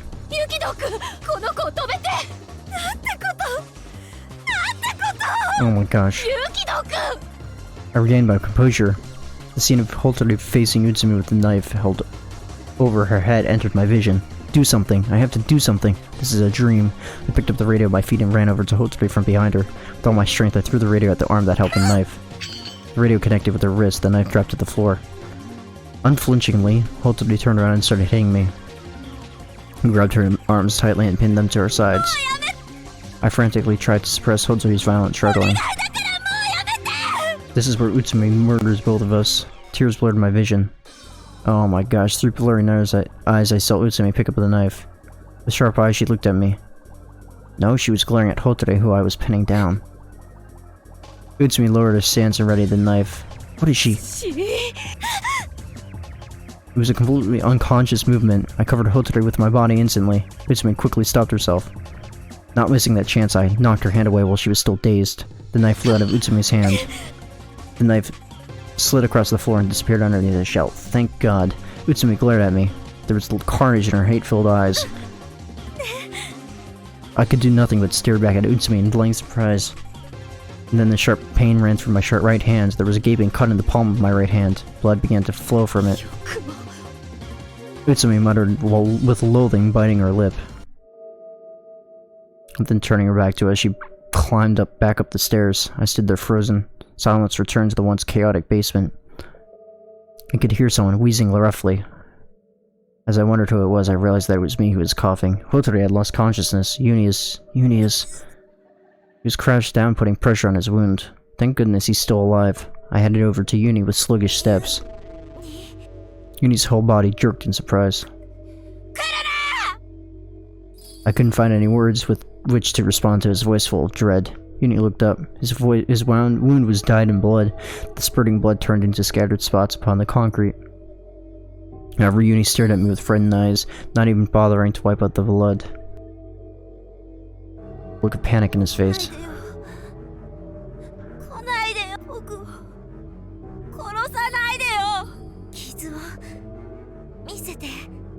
I reached out my hand covered in blood.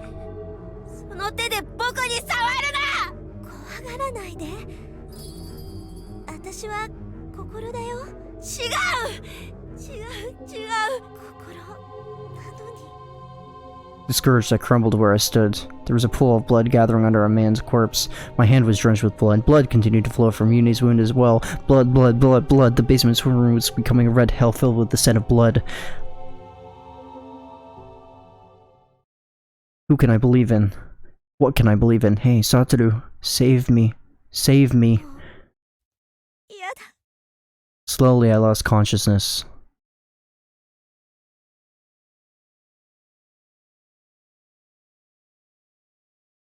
There are more knives in the kitchen, and you just let Utsumi run upstairs. Good job.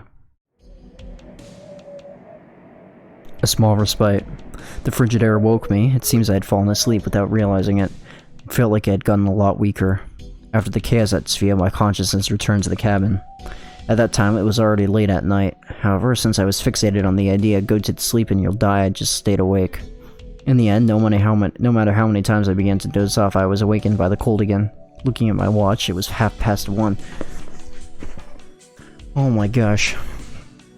Do you guys know how close I am to the ending of this route? We're almost 12 hours into this route. How is it 50%? Is one route 50% or is it less? I couldn't confirm the time before I fell asleep. Even though it was afternoon, it seemed dark and gloomy outside.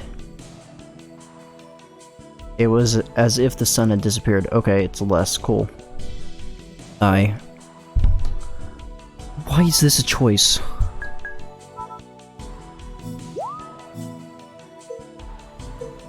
Approach the window. I got up and went to the window.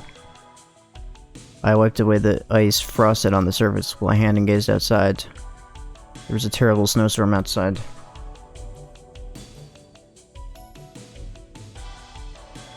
An infinite number of flakes streamed past the window. Large clumps of snow struck it repeatedly. The sky was covered by thick clouds, and as a result, the sunlight didn't reach us. I returned to bed while rubbing my arm. Everyone in the shelter cabin had already woken up. They were all shivering. None of them started a conversation, and simply crouched where they were shivering. The fire on the stove had gone out a while ago. The last of the firewood had been used up last night. We didn't have anything left to burn. Burn the beds! I thought it was cold even with the stove on. But now that the fire's burned out, the cold is beyond all comparison. I couldn't stop my body from shivering even if I wanted to. I was wearing several layers of coats and wrapping myself in a blanket on top of that, but they had no effect at all. My needles. Touching my own hand, I was shocked. It wouldn't warm up even if I blew on them or rubbed them together. Touching my hair, I found that parts of it had frozen from the cold. Tears welled up on my eyes as I combed my hair with my fingers over and over again. It had lightly gotten wet when I went out to get snow for water last night. It had frozen just like that. Yomogi said water was the thing most important for living. Yes, thank you, Yomogi. That's what I was saying. In the last rationing of water, we divided it into 4 PE2 bottles. The 4 of us each had 1 bottle. I didn't want to imagine what would happen when this water ran out. Even Uni, who had been simple-mindedly energetic until yesterday, and Yomogi had kept us calm with his composure, we were curling themselves up. Everyone, including Maizumi, was wearing a hollow expression. Their complexions were blue and lacking any life. If their eyes had been closed and their lips weren't trembling, I wouldn't be able to tell whether they were dead or alive. That was how much the feeling of hopelessness had begun to drift over everyone. Jeez. It was a terrible atmosphere. Even though I thought that, I myself didn't feel any hope. I wasn't in any position to encourage the others. We'd already taken refuge in this cabin for 5 days. There'd been no sight that a search party was coming around. In the snowstorm, help probably didn't come today either. There's no guarantee that it'll clear up by tomorrow, and there are no grounds to believe that help will come tomorrow even if it did. All my thoughts were turning negative. Maybe the entire world has forgotten about us. Maybe no one even noticed that the plane had crashed, even though that shouldn't be. I inadvertently think it, and my chest is gripped with anxiety. And on top of that, I'm carrying another troublesome problem. What happened that Suya had become vague in my mind because of the transfer, but did Satoru resolve that messed up situation? Who attacked Satoru? Who can I believe in? Who was the man that died? What was that transfer phenomenon I've been experiencing in the first place? I start pondering all of this with a mind slowed by cold and lack of sleep. Maybe the personality transfer is a dream. I curved my dried and cracked lips. I curved my dried and lipped cracks. I curved my dried and lipped cracks. I've asked myself that unproductive question over and over again. If that really was the case, how relieved I would be. However, the transfer phenomenon is reality.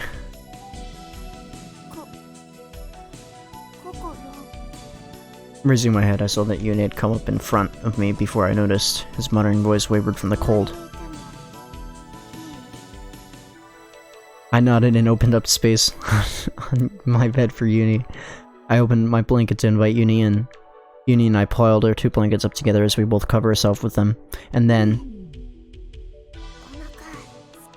Yuni whispered while blushing.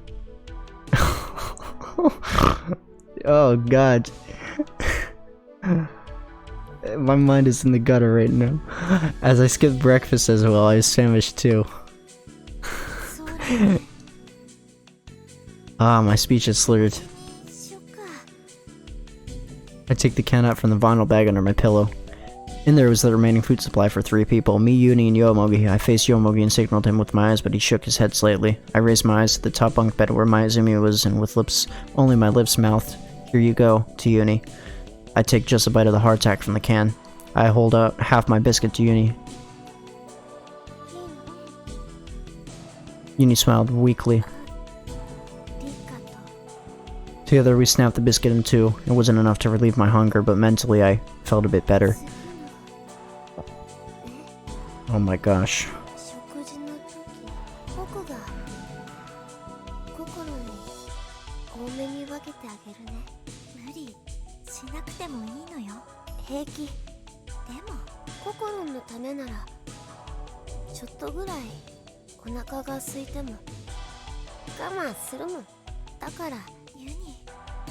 I love that sweetness of Yuni so much it was almost unbearable. The tears I'd been holding back now until now overflowed all at once.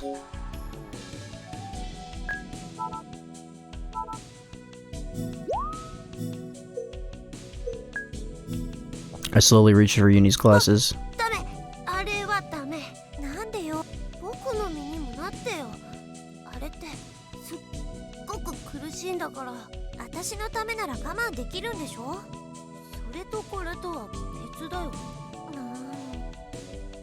Without any alternative, I settled for grasping Yuni's small hand and said, there was something gripped in his cold hand.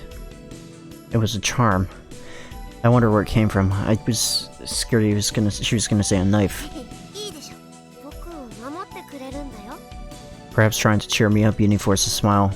However, his smile seemed cramped by the cold.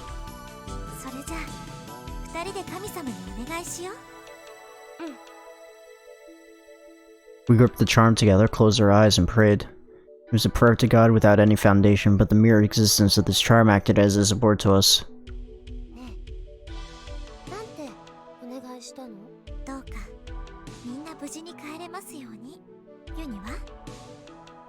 Yuni hid his face. The hollow eyes, a fleeting smile across his face.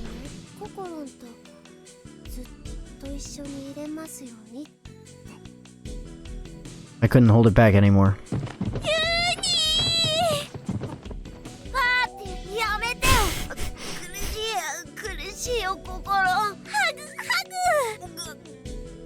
気分。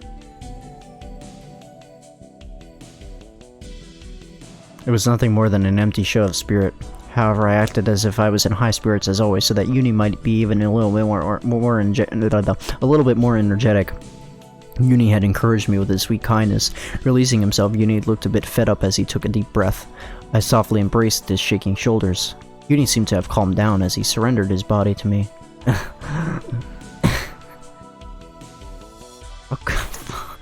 It's fucking writing. We stayed with one another, rolled up in the blanket, gripping each other's hands. I slowly closed my eyes. Uni's body was faintly warm. I truly feel it. As long as this warmth is here, I won't be alone. I have comrades that can help me. As long as Uni and Yomogi are here, I'll do my best to survive. Oh dear god. Oh dear god. Oh no. Oh no.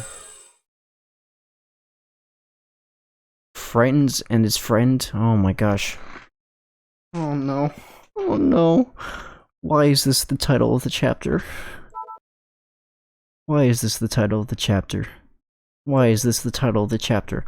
The shivering cold from the cold suddenly disappeared. No, the cold wasn't all that disappeared. Sight, hearing, smell, touch, taste, all 5 of my senses have disappeared. What? I tried to speak, but I had no voice.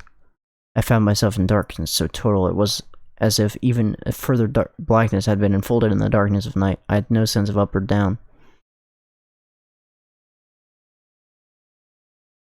I didn't know whether I was facing upward, downward, or even if I was awake or asleep. Nothing was touching me. It was as if I was floating in zero gravity. I couldn't feel the clothes I was wearing. I couldn't move my limbs. I didn't even know where my arms and legs were. Thanks, guys, in the chat.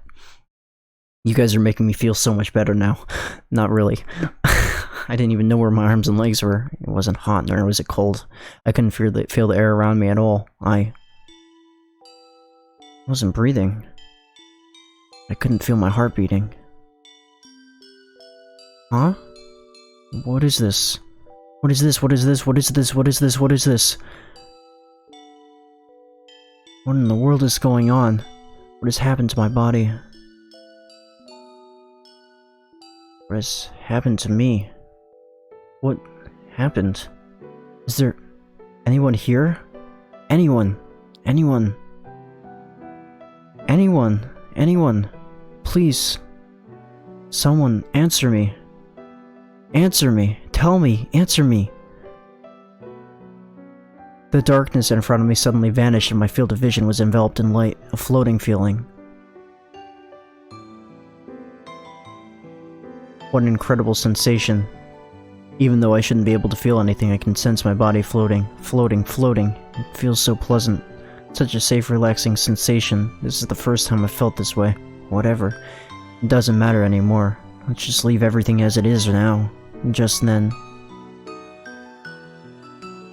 Caught a glimpse of it only for a moment. No. To be more exact, that body I entered. Satoru's body was crouched in the corner of his kenshin, his head touching the floor. His body didn't move an inch. Satoru's dead, and so am I. I see. Then I remembered. At Svea, from now on, don't eat any of the usually poison doesn't kill you right away. I mean, usually poison kills you fast and not slow. That felt like forever ago. That was like 2 sessions ago. What the fuck? What the fuck? Are you serious? Are you serious? Anyhow, if you take a single bite of anything, consider your life over. The message Satoru left for me 2 days ago. Consider your life over. In other words, there's a possibility that it was poisoned. But you won't die of poison after 2... What the fuck? What the fuck? Satoru sensed that and told me about it afterward. However, I forgot about his message and carelessly ate a mail at Svia's afterwards. What have I done? Satoru died from the poison, and it's my fault. In other words, it was as if I killed him. I'm sorry. I'm so sorry, Satoru. This all happened because I wasn't being careful. I'm sorry. I'm so sorry. I have to apologize to you later. I'm coming to apologize to you now. So, please forgive me. Without shedding a tear, letting out a single sob, I cried. And cried and cried and cried. And before long... Fucking hell. Fucking hell. My world faded away. Fuck.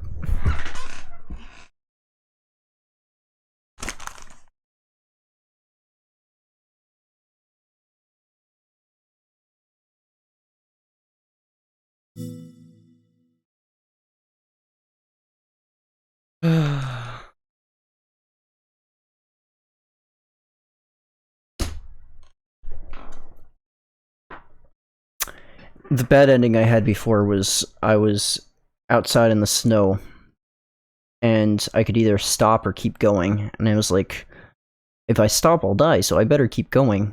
And I should have stopped. I mean,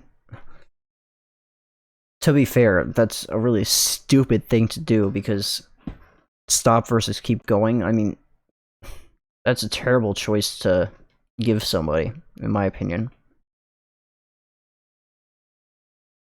But because, like, stop could be like, just give up. Not stop and think about things. Stop and think about things versus keep going would have been a better choice. So I would have chosen stop and think about things. Because still, keep going, stopping and think about things, I mean, that could still be a bad choice. If you think you should just keep going. But I would have definitely gone with it if it had said stop and think about things. Anyways. Oh my gosh. So apparently I have to...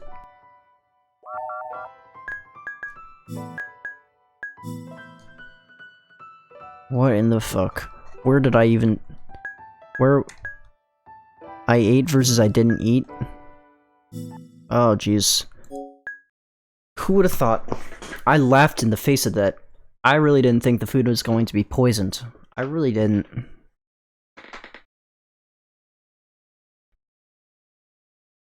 Oh, that was just stupid. 2 days? How do you die from poison after 2 days? I declined it. So there's a lot of skipping? Is this all the same? Can you guys tell me if this is all the same, because I don't want to reread. Is there any skip until... Where's the controls? Skip unread text.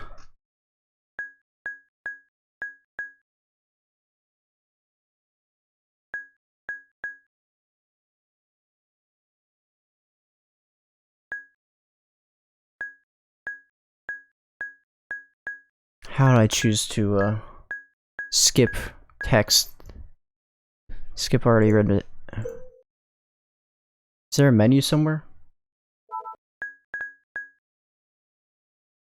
Options.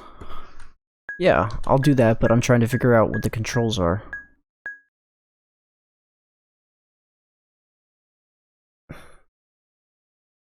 Conditions for when skip mode can take effect. Try C? Alright. No, C doesn't work. E, no. N, S, A, Z, M, K?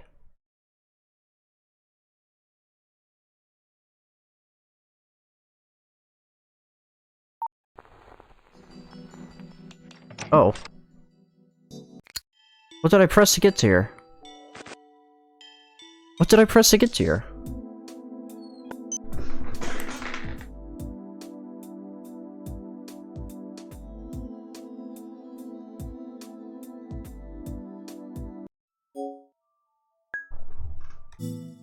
Was it M? 心外ね。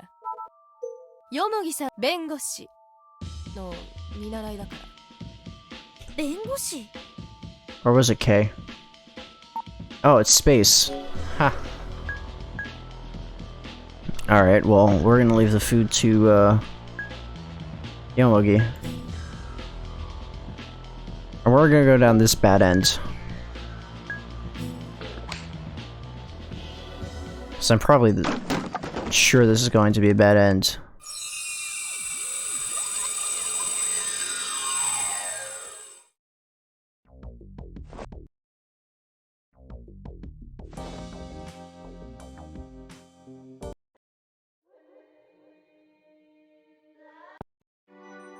Oh, you meant okay. Okay.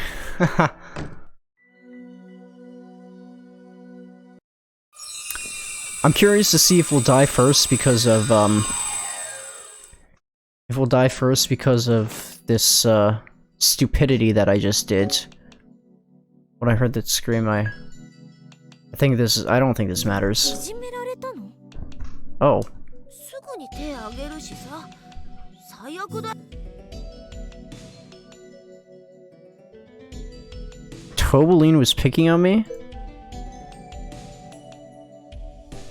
Oh shit. そっか。それで逃げてたんだね。 Wait, isn't that Lean? かわいそうに。 When we were together, I'd do whatever I could to protect him, but when we were at Svea, there was no way I could interfere. It was irritating. I gently patted his head. Uni smiled bravely and pointed toward the shelter それより cabin. も心、小屋に戻ろう。 What? Oh. Oh, we're not at sea. I'm stupid. Oh.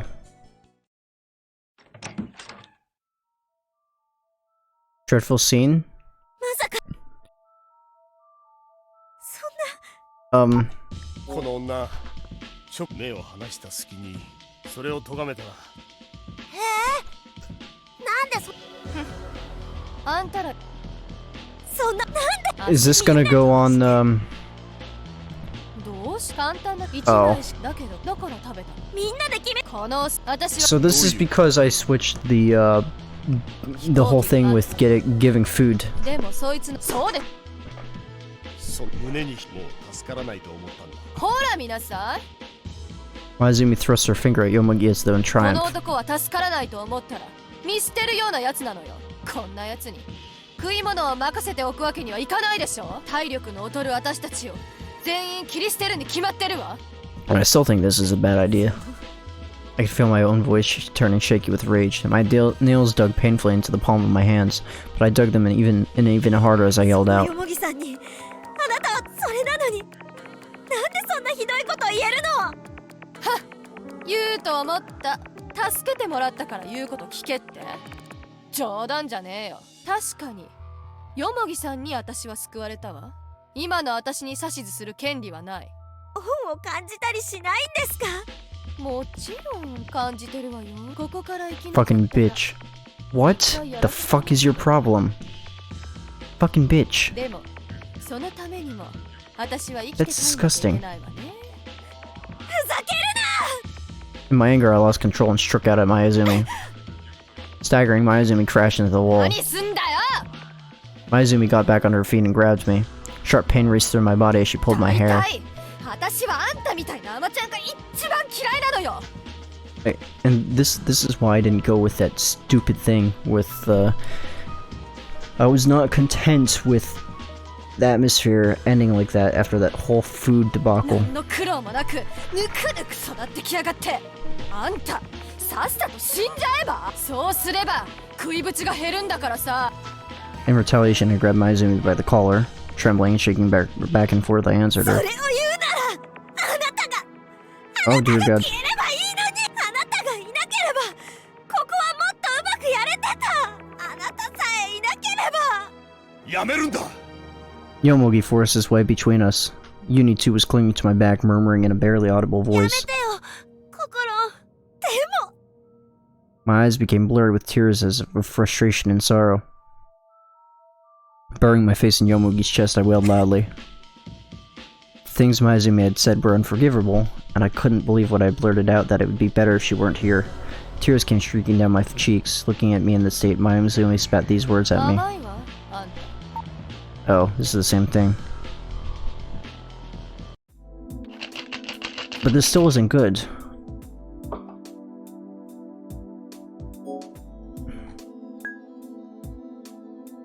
Hmm. よもぎさん、それでもちろん。そうか僕が Fuck. 絶対に生き延びような はい。 I don't know if this was a good idea. He climbed back upstairs. あんないい人なのに、どうして前泉さんは信じられない All I wanted to do was change whether or not I was... そんなやつ。 You know what? そんなこと Fuck 言 it. っちゃダメだよ。I'm going back, and all I'm doing is changing that one thing. I can keep changing things for days. I can just keep changing things for days. But I wanna stick with what I was doing up until the end there, because I think what I was doing was right, and I don't want to keep changing things, even just to check things out. I can go back after and check things out. But what I want to do is I want to not eat. And I want to choose exactly what I did and see where we end up.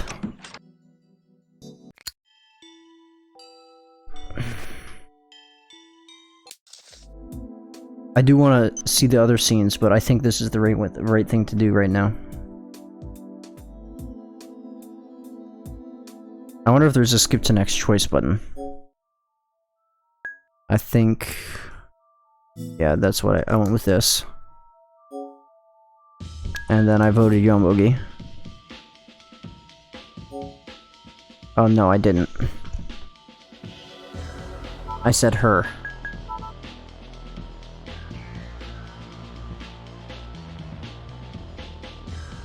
And where were we?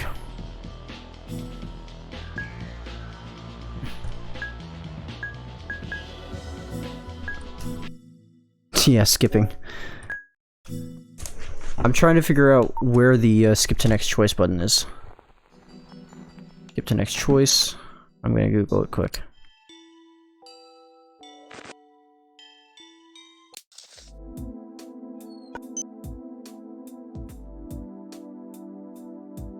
Remember11 controls.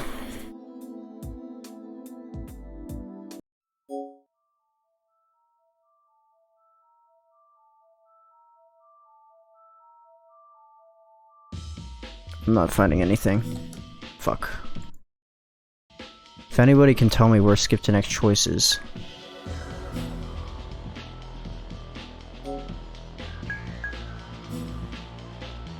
That would be very helpful.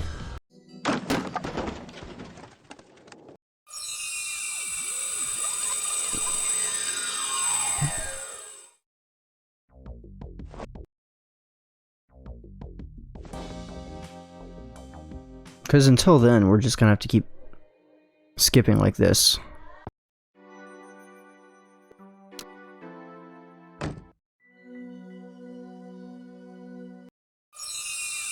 Sorry again, guys, for the skipping. But at least we can get a recap of everything we've done up until now.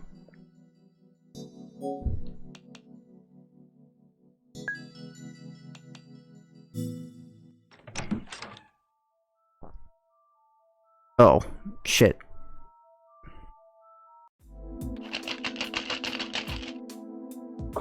I should have asked him. Well, I already did, so whatever. I'll safeguard it.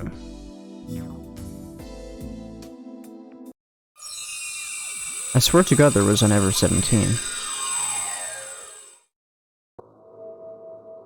Which is better, the PSP version or the PC version?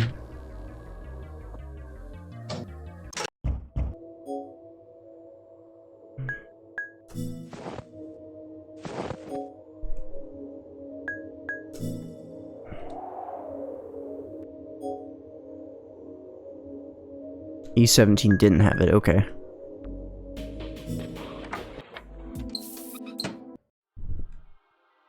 Alright, crazy shit here. Knife attack, and then back to... cabin.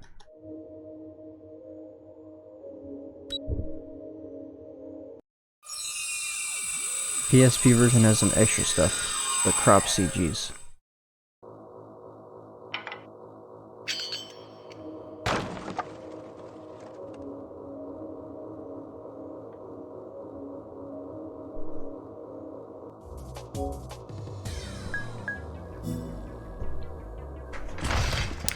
We'll see what happens now that I did. I won't die like a fucking idiot.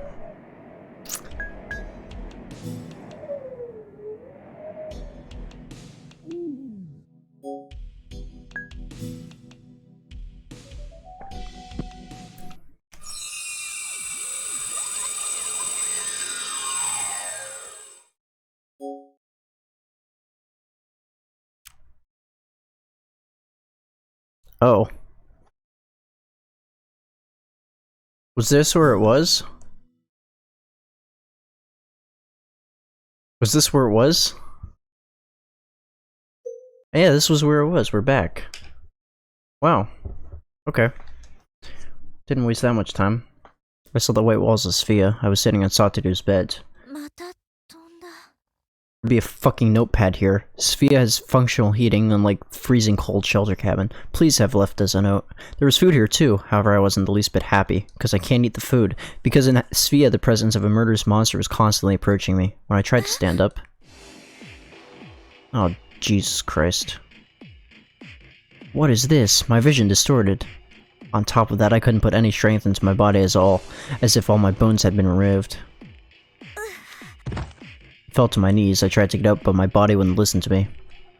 None of the muscles in my body were responding. I couldn't even move an arm or lift a single finger. Just what is going on?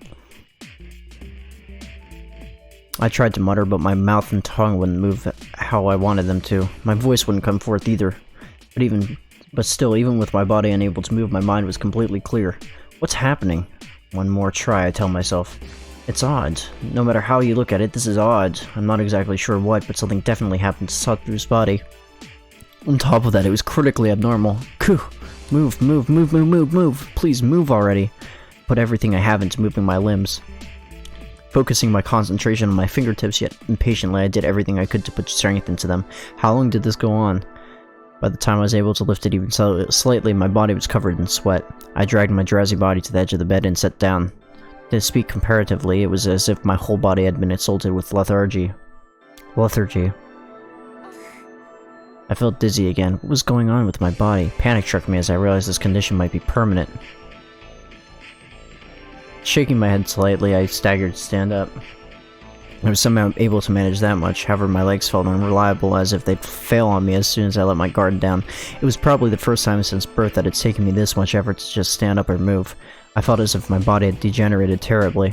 I turned my arm slightly. I couldn't put that much strength into it, and my body had continued to stagger, but I didn't feel any pain.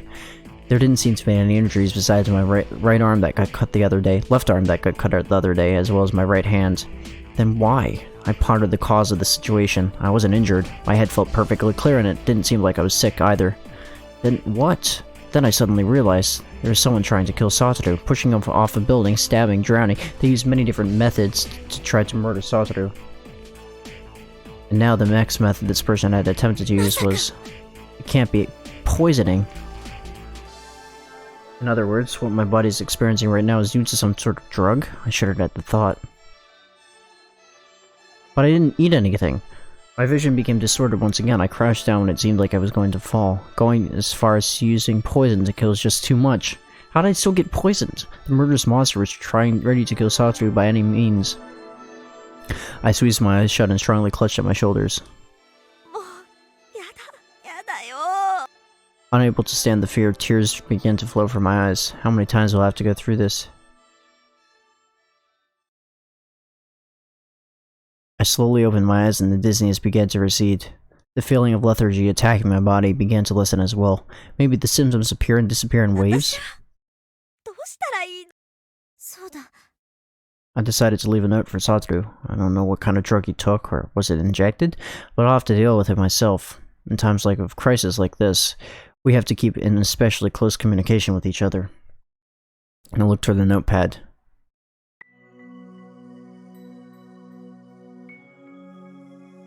Because Satoru's hands were under the influence of the drug, I could feel how their grip had weakened. As it wasn't my dominant hand, I earnestly grabbed hold of the pen with my right hand and began writing a message for Satoru. It's Kokoro. There's something strange going on with your body. What happened? Did someone make you take poison? Please tell me. Even just a little is fine, so tell me. I paused. A teardrop fell onto the notepad. The ink blurred and ran. Fear. Irrationality. Loneliness, sorrow, all these emotions piled on top of each other were pressing down hard on my heart.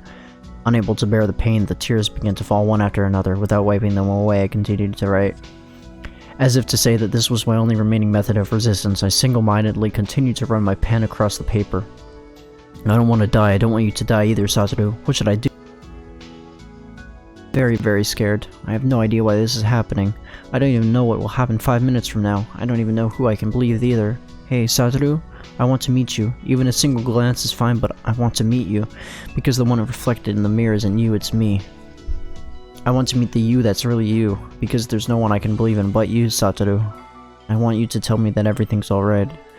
I want you to tell me that there's nothing to worry about. I put down the pen and wiped away my tears. The things I read in the message were my true feelings. It was almost like a confession of love, but I think it's different from that. I wanted to cling to someone. I wanted to cling to someone for them to say to me, "Don't worry, you can relax now." I wanted someone to hold me tight and say those words. I think I wanted to escape from this unstable situation by clinging to someone. I think my mind's already reached its limit. A sound came from the direction of the... Oh my gosh. I saw Uni peeking in through the slightly open door. Lock your fucking room. Realizing he'd been spotted, Uni's face filled with anxiety. As to those to escape, he made to run away. Before dizziness, my body wouldn't move the way I wanted it to, as if they were made out of jelly. But even so, I pushed my arms and legs to move and chased after him. Uni rushed into his own room. I followed after him. Entering the room, I saw Uni's frightened eyes staring back at me.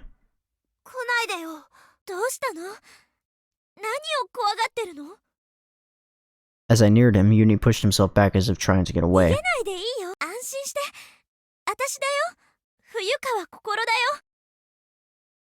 Uni shook his head almost hard enough to make a sound.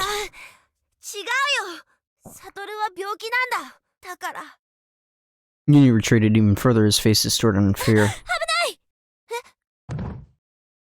As he was walking backwards, Uni's foot bumped against the table. With that, he tumbled to the floor. Oh shit, by chance Uni's forehead struck the edge of the bed as he fell. Panicking, I rushed over to him and helped him sit up.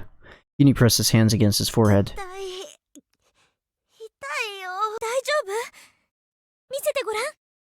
Pushing back his hair, I saw that Uni's forehead had a new injury. Probably due to the shock of the collision, Uni's bandage had peeled off and dropped to the floor. This was probably the one applied to the cut Hotere had given him the other day. I thought that he had bled quite a lot at the time, but the cut itself was actually shallow. Tears were forming in Uni's large eyes.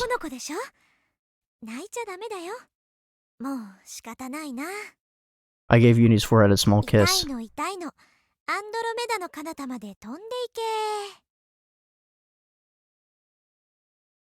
Thank God. Fucking finally, you say something that the Uni in the other world would have heard Kokoro say.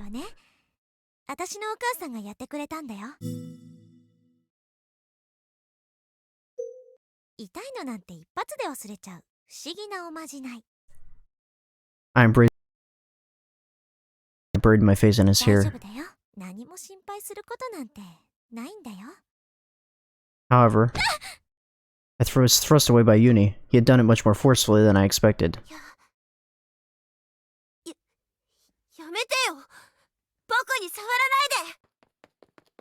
Uni shouted and then turned and ran away. That had been pure terror on his face. I was left alone in the room. Even though the room wasn't very wide, it felt extraordinarily vast to me. Was it because he felt grossed out that his forehead being kissed while I looked at Satoru? Or was it... These were the words I was wishing for. It was you saying Andromeda, dude. The words I wanted to hear said to me. There was no one to say those words to me, so I used them myself on Uni. Under the guise of worrying about Uni, I may have only been thinking of myself. Maybe being sensitive, Uni was able to see through to my heart? I don't know. I don't know anything. The only thing I did know was that remaining warmth left by Uni felt extremely lonely. Even so, I decided to run after Uni. Because losing Uni would be so unbearably sorrowful for me. Uni went in the direction of Hotori's room. I began to chase after Uni. Oh my gosh. Fucking hell.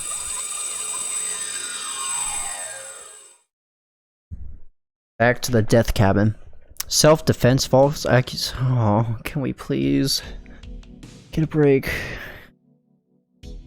The cold wrapped around me. This was no mere cold, it was so painful that my entire body jarred. Humans began to feel pain if they are exposed to the elements for too long. Too used to the heating at Svea, my unprepared body shuddered as if suddenly pulled back into reality. All that much was to be expected, because I was standing in front of the cabin. I had been dropped right into the middle of a violent snowstorm. At this rate, I'll freeze to death. Was Satoru trying to kill me? Panic, I opened the door and ran to the cabin.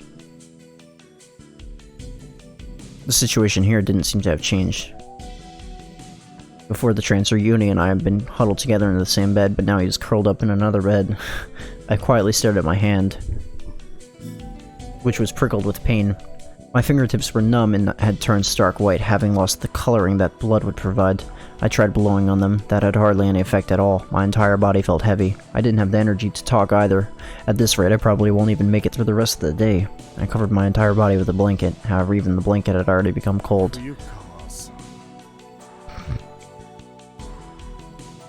Before I noticed, Yomogi was standing in front of me. From his facial expression, I knew that he too had weakened considerably. I quietly nodded. He whispered to me as he glanced toward the top bunk bed. はいどれくらい乾パン一つかみでいや一つまみでいい大丈夫ですか Yomogi patted my head as he forced a smile. 言わせれば君の方がやみませんね Yomogi looked at the window. The snow violently struck the pane. How far are we, 30? さっき少しの間だって収まったんだけどねまだひどくなった助けは来るんでしょうか大丈夫だ信じてあと Hearing this from Yomogi, who's knowledgeable about mountains, I felt somewhat encouraged. I was honestly thankful for Yomogi's presence. そうそう食料でしたね I reached deep into my bed, reaching my hand under the pillow, but the food wasn't there. However, ないどうしたなくなってる fucking Maizumi, bitch, cunt, tits. The can with 3 people's shares of the rations was gone. I'm sure I left it under the pillow. そんなどうして Panicking, I looked around the area. I found it in the corner of the bed where it had rolled into the dark area on the far side of the bed. I grasped the can, feeling relieved. 何こそこそ I jumped. Maizumi peeked out at us from the top bunk. Her face was without spirit and her voice had gotten hoarse. Maizumi, who may be the one who's exhausted the most strength of us all. However, her bloodshot eyes alone still had the energy to glare fiercely at us. それ何よ Maizumi pointed her finger at the can I was holding. まさか私に隠れて他にも No, this is our food. Oh no, Maizumi has the wrong 違 idea. います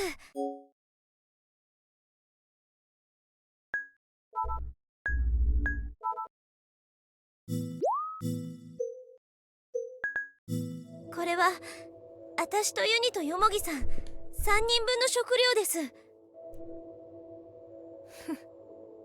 どうだか私だけ仲間外れにして3人でこっそりどこかにそんなこともうよせよマユスミ人を疑うのはもうよせ Maizumi grew sulky and with she may have not had the energy left to quarrel with us. Maizumi's weakening at a remarkable ねえまゆずみさんどうしてそんなに反発するの協力し合いましょうよ私は死にたくないし誰にも死んでほしくない Thank you, Kokoro. No response came from the top bunk. I sighed and looked over at Yomogi. He only gave a small shake of his head, as if giving up. 食料でしたね When I grabbed the can, it felt impossibly light. I doubted my own eyes. The can... Oh dear God.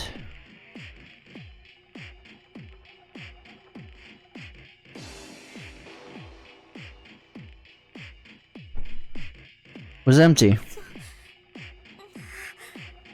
どうして どうして どうして どうして Only person I mean, if Yomogi actually, see, here's the thing, Yomogi asked us for food. Maybe he was just pretending to draw suspicion off of us and have us look for the food, and it being gone, he'd be like, "Oh no, I don't have my food either. What's wrong? Somebody stole our food. Who was it?" When it was him all along.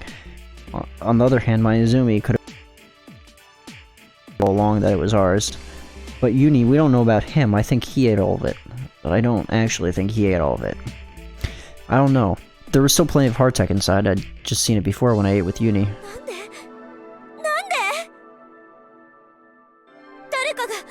誰かが勝手に食べたの？ねえ、誰なの？ I cried loudly enough for the whole cabin to hear. Uni and Yomogi kept silent. They just quietly looked at me. What were those eyes for? I heard Mayuzumi laughing from on her bed. I stood up and walked over to her bed.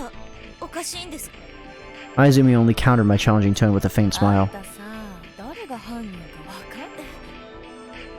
Judging from her tone, Mayuzumi probably knows who did it. Just who is the culprit?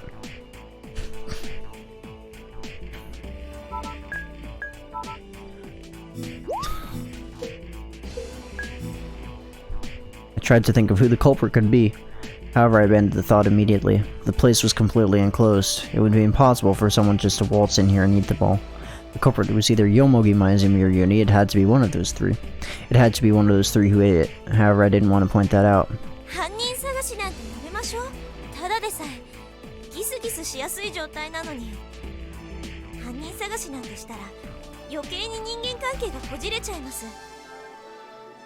I said this in an earnest tone. However, Mayuzumi suddenly burst out laughing. She began laughing while holding her stomach.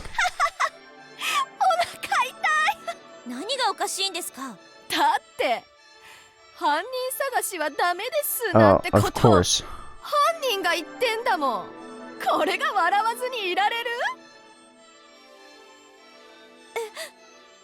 Mayuzumi glared at me with eyes of contempt. What did Mayuzumi just say? I didn't like that choice. I might go back and change that.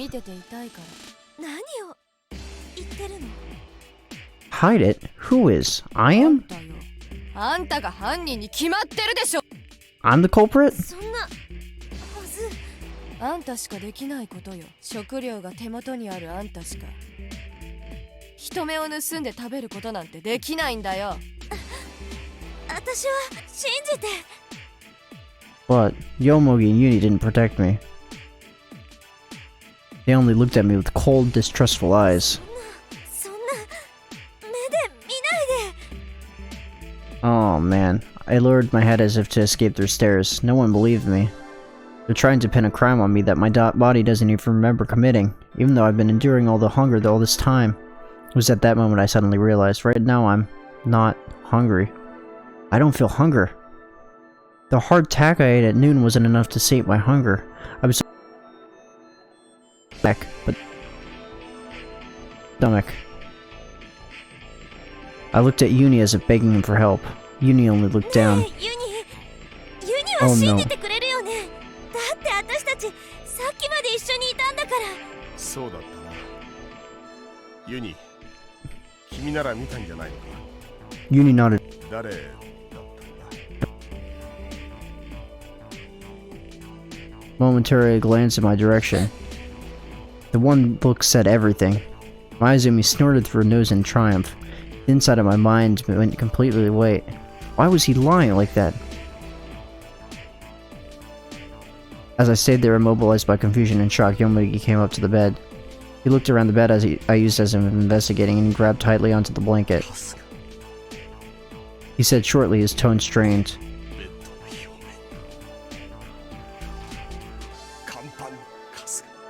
Oh my gosh. Oh my gosh. A nerve-wracking shrill laugh echoed in the cabin. I fell to my knees where I stood. What is going on? Did I make a bad choice? 最初からこれが狙いだったんじゃない？次は悟のせいにでもする気？ I suddenly realized そうよ、悟だわ。 I'm going back.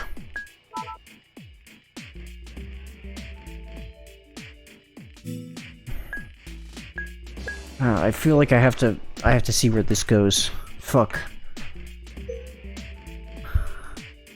私が自分でも知らない間に食料を食べちゃうなんてありえない。考えられるとしたら Oh my 転 gosh. 移している時に悟が勝手に食べちゃったってことくらいなのよ。彼がそんな身勝手な男だったなんて Oh my 信じたく gosh. ないけど。また DID ってか。いい加減にしてくれよ。 Yomugi glanced at me and clucked his tongue. He ruffled his own hair. Obvious discomfort showed on his face. よもぎさん、君の病気には同情するが、僕らを巻き込まないでくれよ。違う。何が違うんだ。 Yomugi shouted forcefully. 君が僕とユニの分の食料まで無断で食べ尽くした。 I felt like this was the right thing to do because we didn't blame anybody. それが現実だ。僕らは一歩死に近づいたんだ。 I looked at Uni. He stood there biting his lip. He averted his eyes from me. ひょっとして優しい性格 DI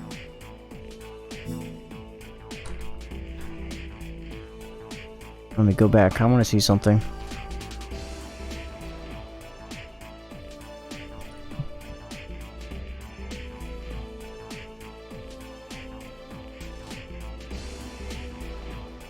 Don't identify the culprit, is what we chose.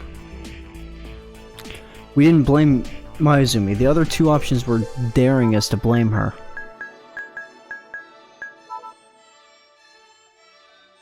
Let's see.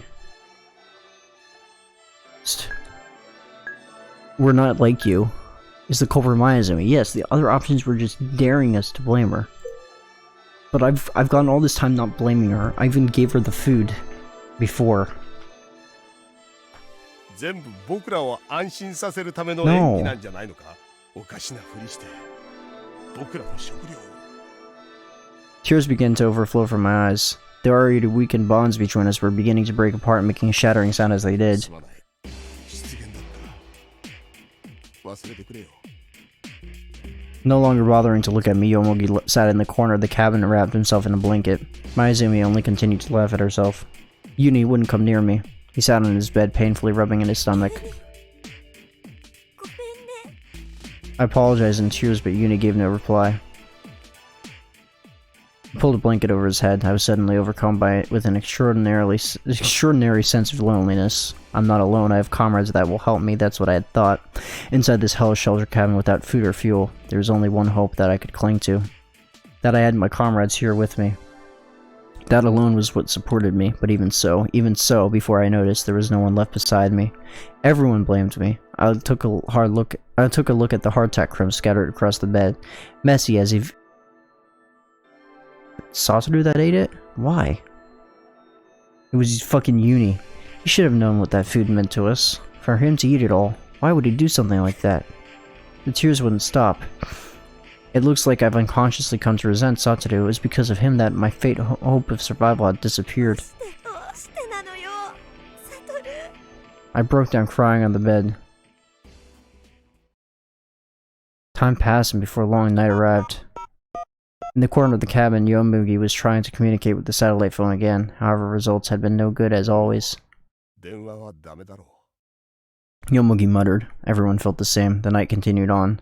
The darkness of the night deepened quickly and little by little invited us toward death.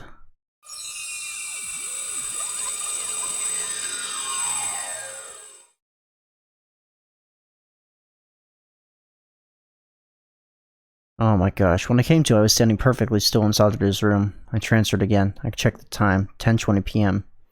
A delicious smell was coming from beyond the door. Lured by the smell, I left the room. Don't eat anything, you fucking idiot.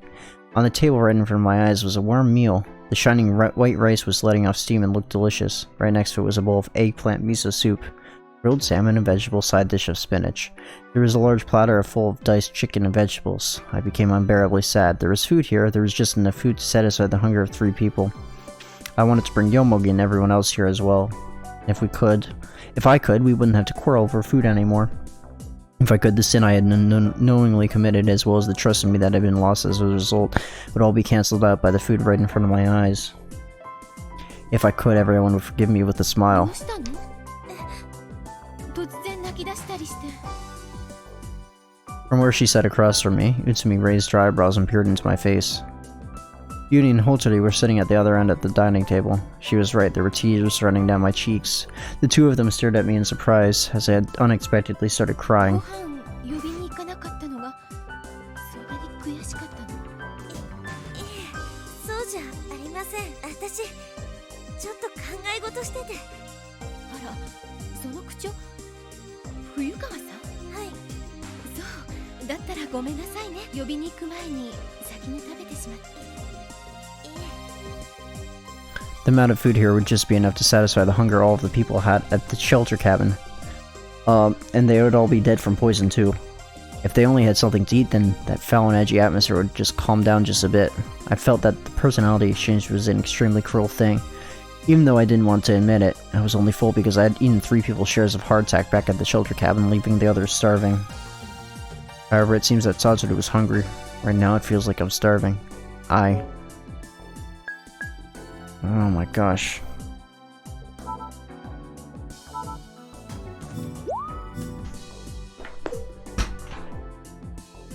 Looks like we're not eating again.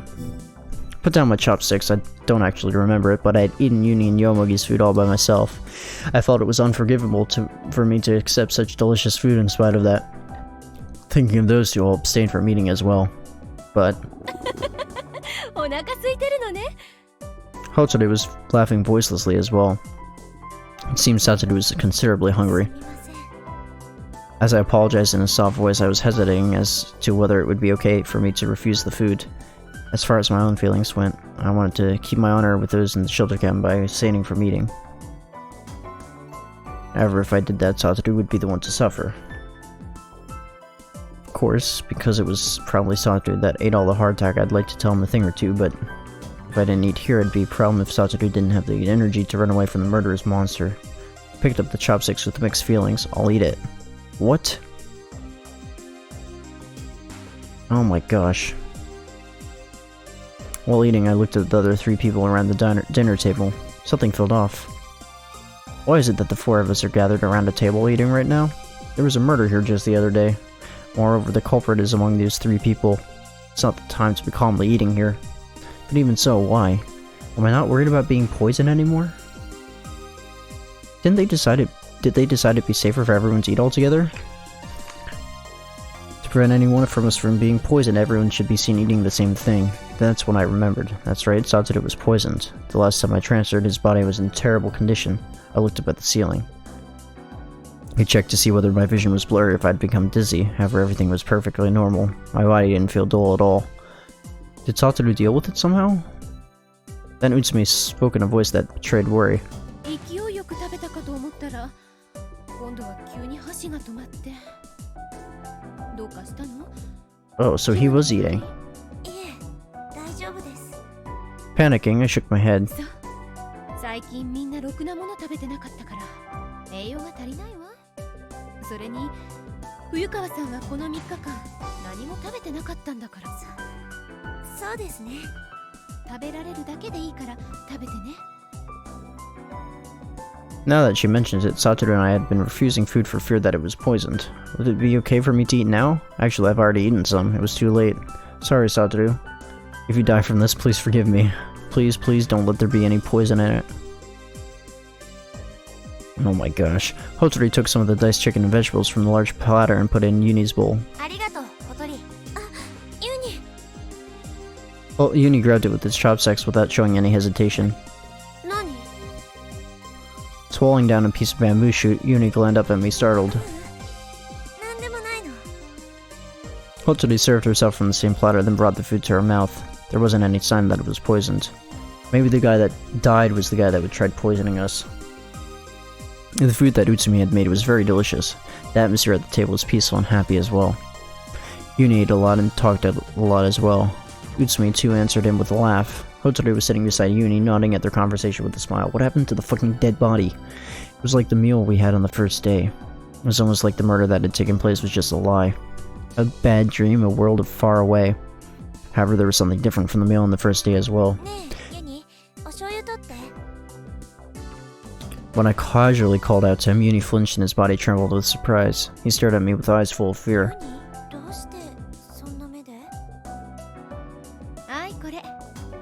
As if to interrupt my question, Utsumi passed me the soy sauce instead. Yuni was oddly afraid of me. Satoru? That was the biggest difference. There was one more difference. Hotori lightly tapped Yuni on the shoulder. Hotori pointed her finger at her own cheek. Hotori shook her head as if troubled, then reached over to Yuni's cheek. There was a grain of rice stuck there. Hotori puts it in her own mouth.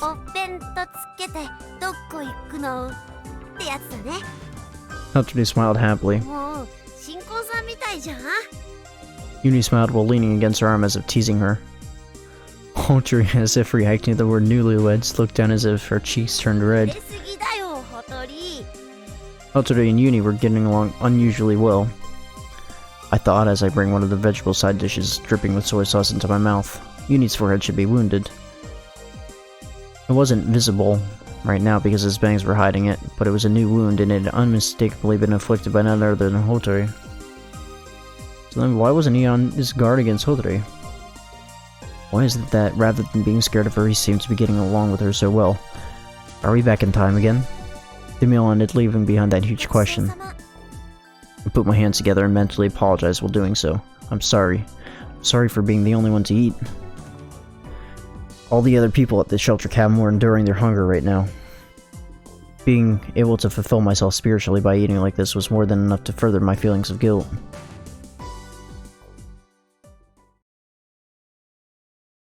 What about the fucking notepad? Or did we write on the notepad now? No. We gotta check the notepad. We wrote a message to him. After the meal ended, I was the only one sitting at the dining table. Yuni went into the living area as if avoiding me. He sat on the sofa playing with Hotori. I gazed at the two of them from the kitchen, while feeling a strong sense of alienation.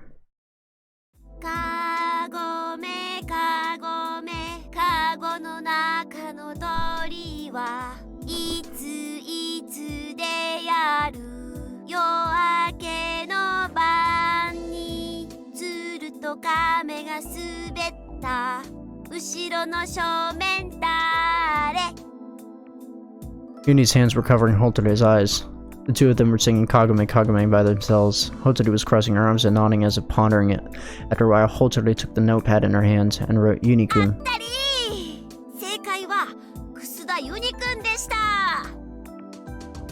Landing in a voice full of joy, he lifted his hands away. Hotori was grinning and laughing as well. If you just saw that they were doing as innocent play, it would have looked like a very enjoyable scene. However, Yuni and Hotori were the only ones there. Just what was fun about that? If you think about it, their play was kinda creepy. The Kagome song? It was the song that Yuni had sung to himself many times in the past. On the plane, in the shelter cabin, and in Sphia. It was the year 2011 in the shelter cabin, and the year 2012 in Sphia. That's what I concluded. Was Yuni like us after all, and that only his consciousness was transferring?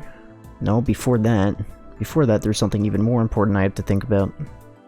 The same question from before crosses my mind. Why wasn't Yuni afraid of Hotori? Yuni had unmistakably gotten his forehead cut by Hotori. That was the truth, even if she hadn't done it intentionally. We're definitely in the past. Normally, you'd be cautious of a person who did that and trying to avoid them.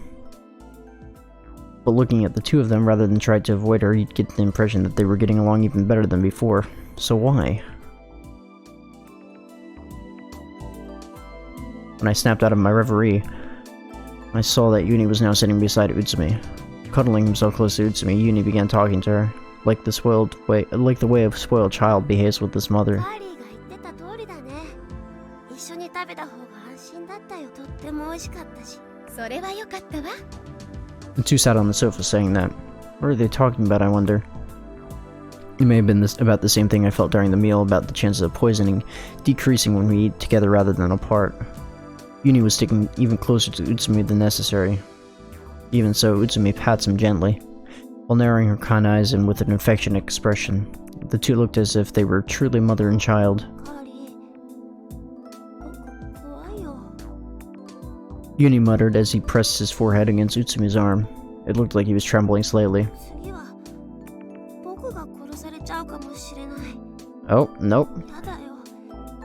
死にたくないよ。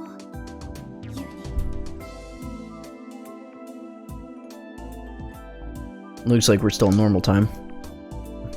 After brushing her lips against his hair, Utsumi nestles his face into her arms. 大丈夫よ。何かあっても絶対に私が守ってあげるわ。カーリー。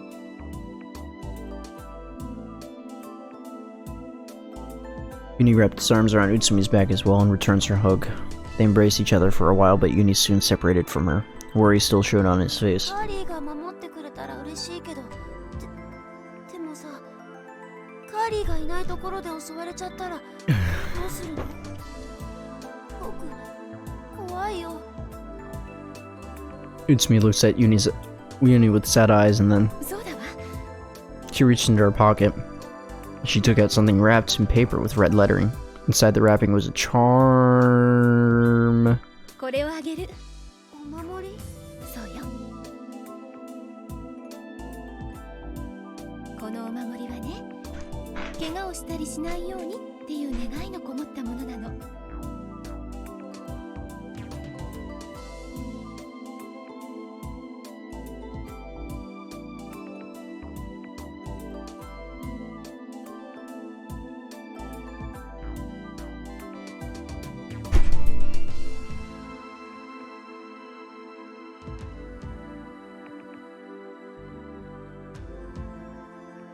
What the fuck?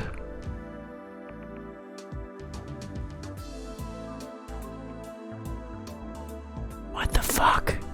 What the fuck? What the fuck? What the fuck? The fuck? The fuck?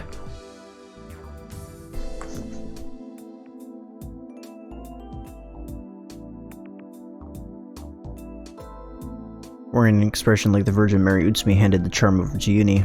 Yuni placed it into his hand and stared at it with a mysterious look. I began to doubt my eyes. That charm! In the shelter cabin, through a shivering, Yuni and I prayed to that charm. What the fuck? Why? What's going on? Utsumi speaks gently to Yuni. お守りがあなたを守ってくれるわ。僕がもらってもいいの？ This is a fucking loop. 持っていて。手遅れにならないうちに持っていてほしいの。 Yuni was puzzled like something precious. He held the charm to his あり chest. がとう、カーリ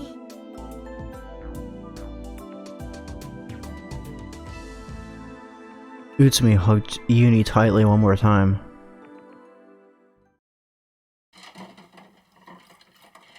To the kitchen to do dishes. Alright. This is 2011. This is 2011.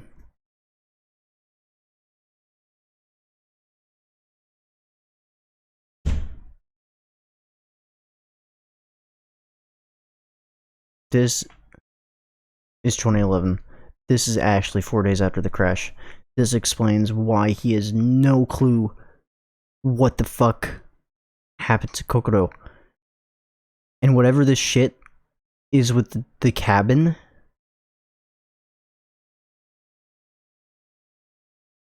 this has to be first. This has to be first. And this whole cabin plane crash thing is a lie. This is first. This is 100% this is first.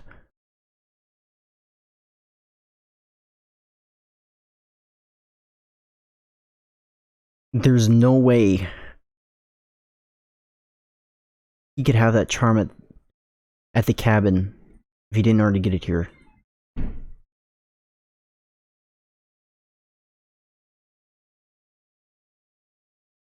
I 100% guarantee it. This is first. Sphia is happening first. Sphia is in the past, before.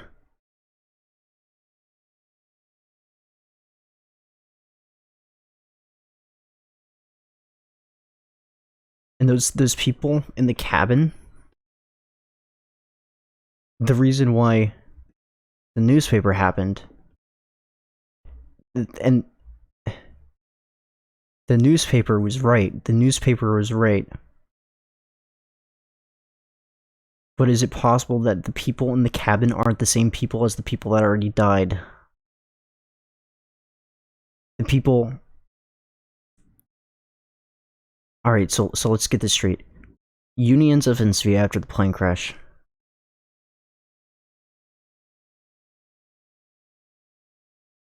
No, Sphia is in the past. The plane crash is different from the plane crash that Uni in the cabin were... But then how did... Are there two plane crashes? Why would Uni be in two plane crashes? No. No. No.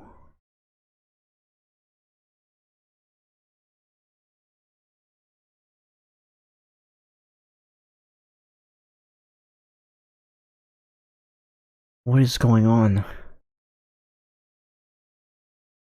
And then she headed into the kitchen to do the dishes. Uni started heading back to his room. I wanted to talk to him. As I approached him, Uni suddenly jumped and froze where he stood as a frightened expression appeared on his face. He wouldn't look me in the eyes. He gripped the charm in his hand. I didn't really understand what Uni was thinking. Uni was hurt by Hotere. He had his forehead cut with a knife. Even so, he wasn't afraid of her at all. However, Uni was speaking to Utsumi. While Uni was speaking to Utsumi, it sounded as if he was afraid of someone. Could it be that Satoru did something to Uni without me knowing? And because of that, Uni was afraid? I didn't have the energy to think about it anymore. I tried my best to talk to him.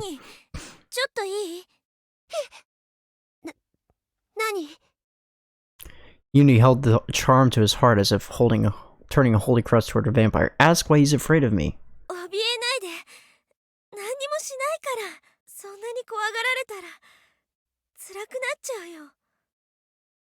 Uni bit his lip and glared at me.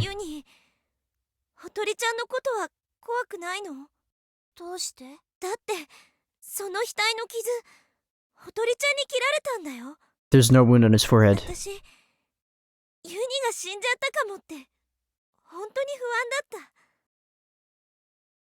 When I saw Uni fall down with the blood spraying from his forehead, for a moment I thought he was dead. The thought of Uni dying, even remembering that scene, makes me want to shiver all over again. There's not going to be a wound in his forehead. Uni stared at his toes for a moment, but finally raised his head with a resolute look on his face. Oh.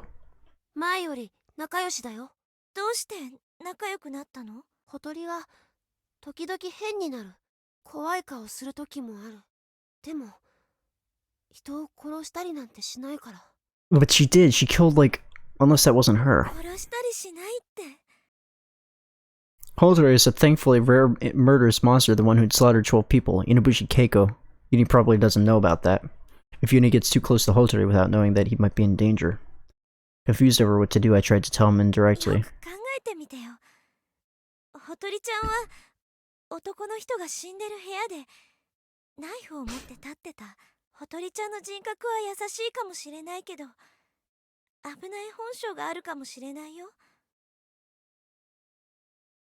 Uni starts to violently shake his head at my words.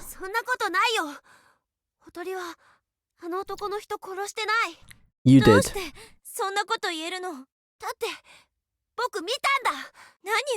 I saw you kill him.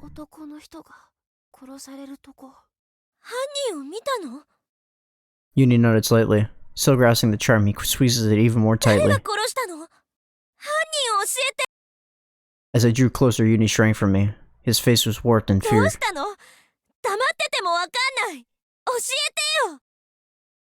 Uni stood frozen in fear, and sorrow mingled on his face. したの？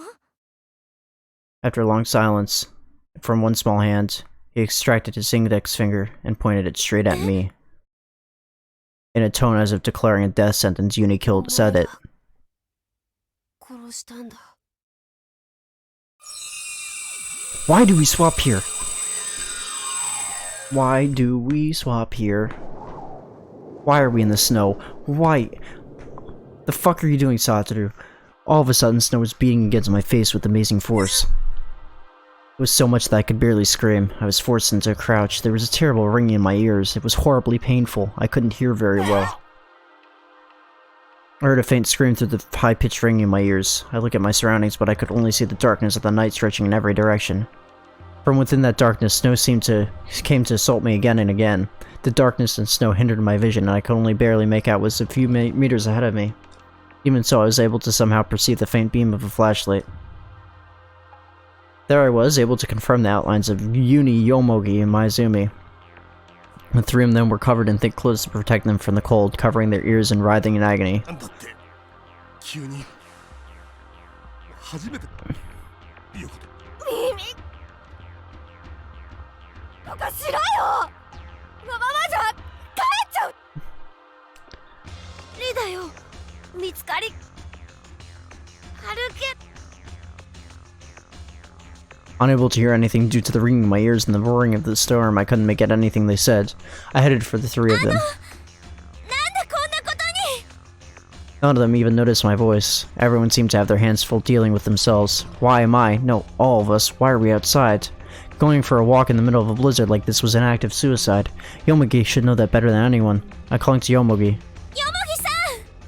Yomogi finally noticed me. Because of the darkness, I was unable to see the expression on his face. Yomogi violently. Things we were saying didn't line up.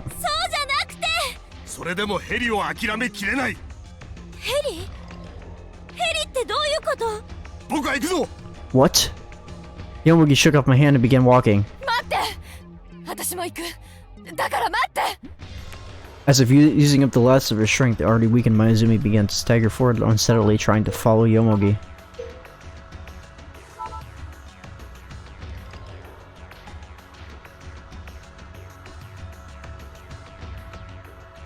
Why do I have 3 hours of not playtime? What? That must be wrong. I tried once more to pull Yomogi back.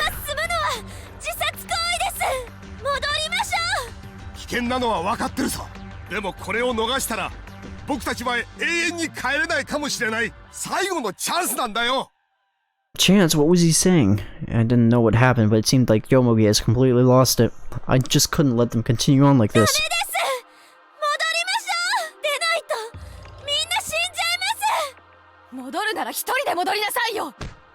From the side, Maizumi pushed me away. I stumbled and landed on my rear in the snow.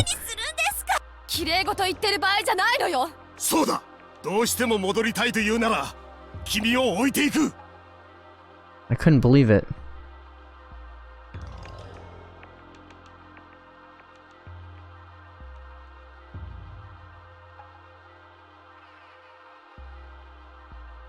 The playtime is only for this playthrough.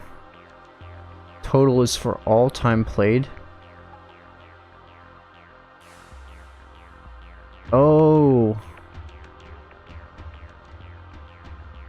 Oh, so because I skipped through all that shit, it reloaded me back to where I was at. Okay. And it reloaded me back to the time. Okay. I couldn't believe it. Even Yomogi had agreed with Maizumi's reckless view. Just what has happened. Yomogi turned his back on me and continued advancing into the darkness. At this rate, I'll be left behind. I fucking follow him. What are you doing? They said helicopter. The fear of being left behind chilled me to the bone. The figures of Yomogi and the rest were far off. I frantically stood up and chased after them. My footing in the snow was bad, and on top of that, I had barely any strength left. Even though I'd only taken a single step forward, it already felt like my knees were about to give. I couldn't put any strength into them. My body was heavy, my vision was dim, I couldn't breathe. I couldn't stop my entire body from shivering. The feeling in my fingers and toes were already gone. The clothes I was wearing were already soaked. No matter how many layers you piled on at all. There weren't any articles of clothing that could withstand this immensely cold environment. They were hardly carrying out their function of protecting us from the cold. On the contrary, my body was slowly starting to cool. My coat, wet with snow, grew heavy and limited my mobility. A limitless amount of snow blew onto my exposed face, bringing a stinging pain with it. It was difficult to even open my eyes properly. But even so, I continued to walk. If I stop, I'll die. Barely managing to keep up with Yomogi and the rest, I had only a moment of relief before it happened.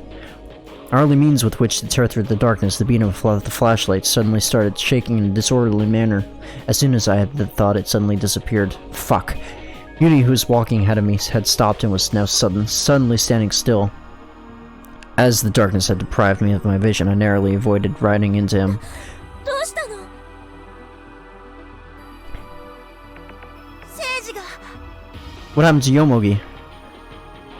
Making my way past Yuni and advancing a little further, I saw Yomogi crashing down. The flashlight was now sticking up out of the snow.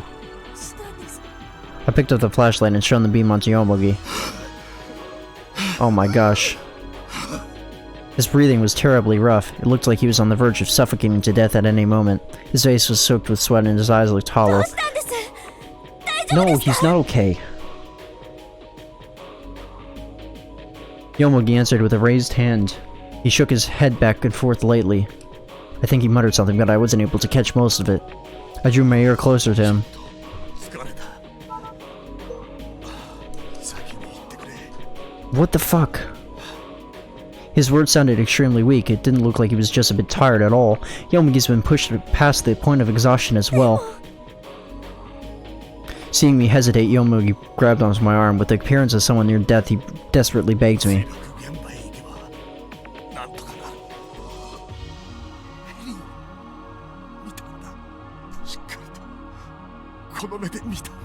今僕のことよりヘリとコンタクト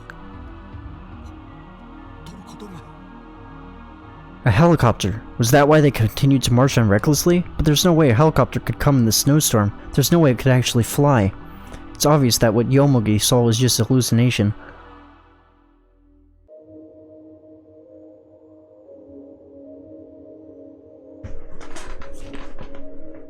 You know, I just had a thought. A very, very, very, very crazy, insane thought. Do you guys know what a snow globe is? I'm pretty sure you do. And I think by mentioning the word snow globe, you might have an idea of what I'm about to say. I think I might only need to mention the word snow globe for you to get an idea of what I have to say.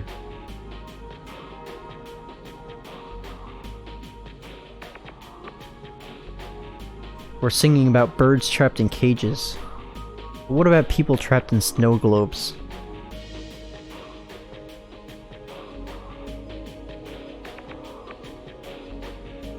Not an actual small snow globe, but one of a larger scale.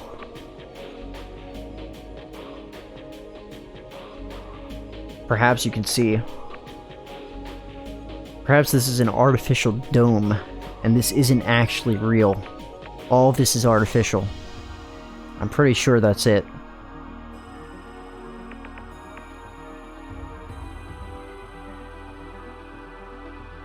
Yes, this is all fake environment. This is all a fake environment. It's all being controlled. It's 100%. Svea is 2011. This is a head, and this is a fake environment. This is 100% a fake environment. The cabin. That could only be the only thing that could match up. Kokoro, Yomogi, and Mayuzumi in that newspaper from 2011. That newspaper actually did happen. That's why Uni and Svea is like wondering, hoping Kokoro's okay. But he's in Svea 4 days after the crash. He actually is 4 days after the crash.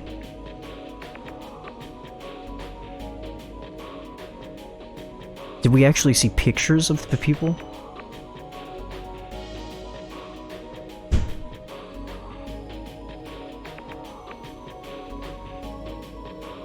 It's a controlled environment.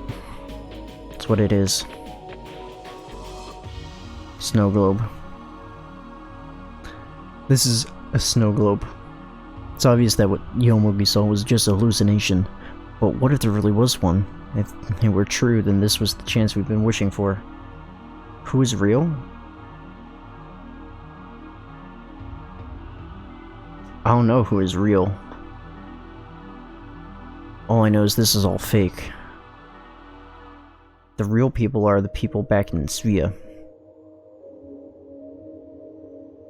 Those are the real people. The real people were the people in the newspaper who died. This is some fake reenactment shit. For whatever reason, I don't know.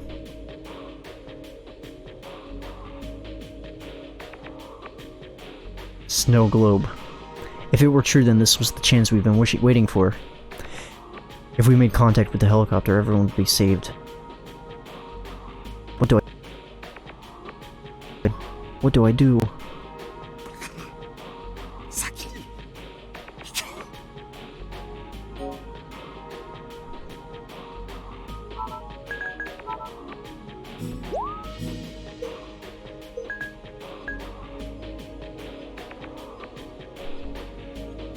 This is all somehow some type of way of saving the three of them from the actual ones that died, somehow saving them. I don't know.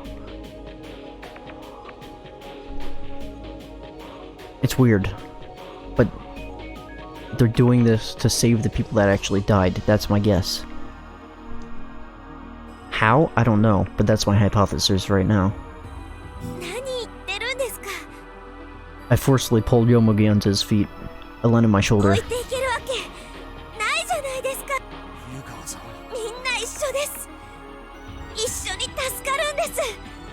Yomogi's body was heavy. Did I save there? I did save there.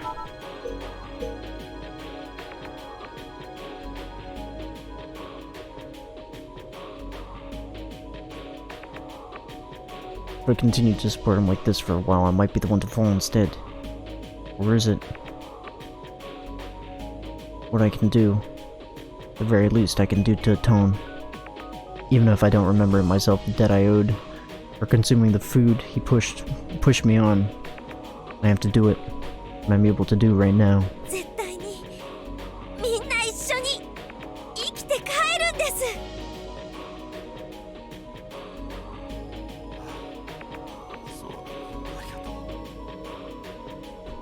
Boarding Yomogi, I took a single step forward into the deep snow.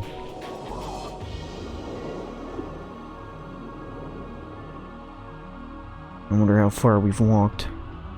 Felt like we've been wandering inside this snowstorm for hours. In reality, only about 10 minutes have probably passed. It's become impossible to tell time. No matter how long we walk, we may never reach our goal. Think of that bred anxiety in me. I had no idea that it was this difficult to stand at the front end and rustle. I'm sharply aware of it.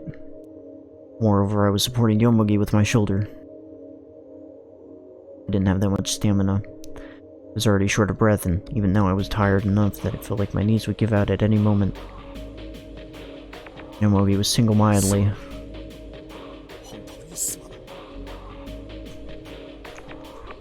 continuing to repeat those words.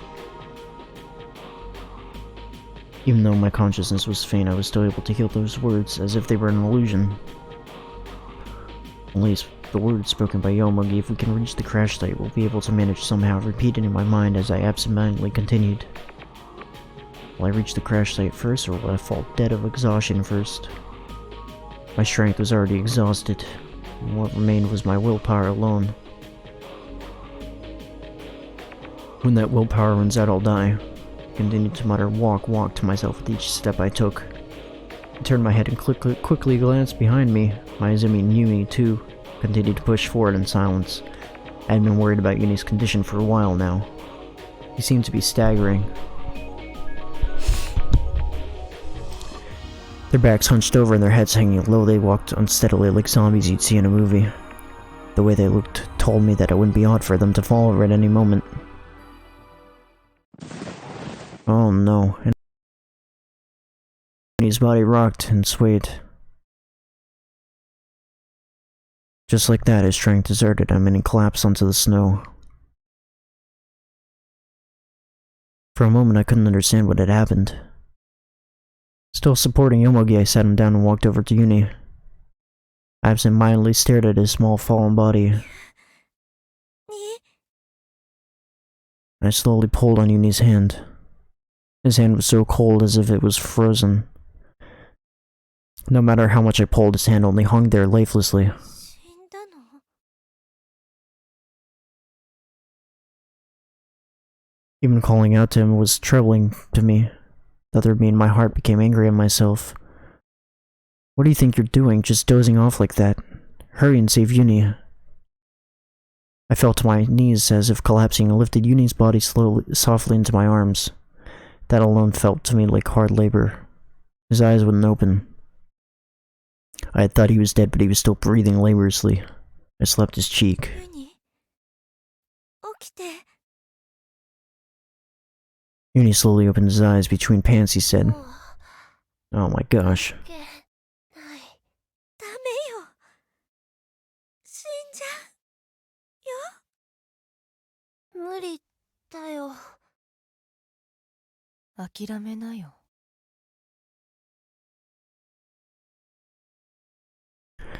Standing where she was, Maizumi took a look over at Uni. もう助からない。 Maizumi was wearing a blank expression. Her body was wavering back and forth and her eyes reflected 置い nothing. ていくしか What was she saying? Leave who behind? Uni? バカなこと言わないで。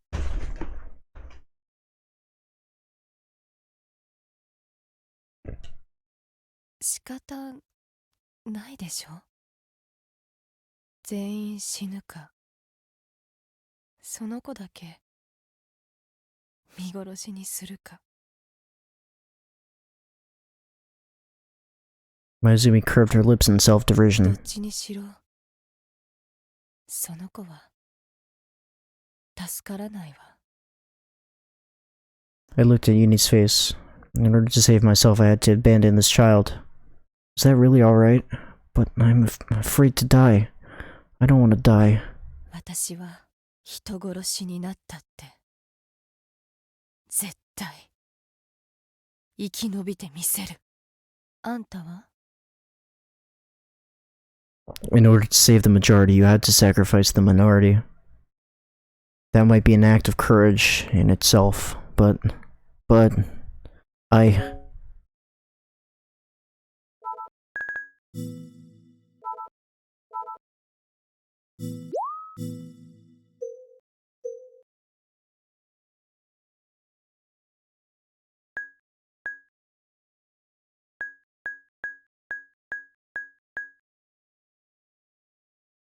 わかりました。置いていきましょう。 Maizumi was grinning. そうよ。最初からそうやって素直になればいいのよ。 I don't like this. I don't like this. I don't like this.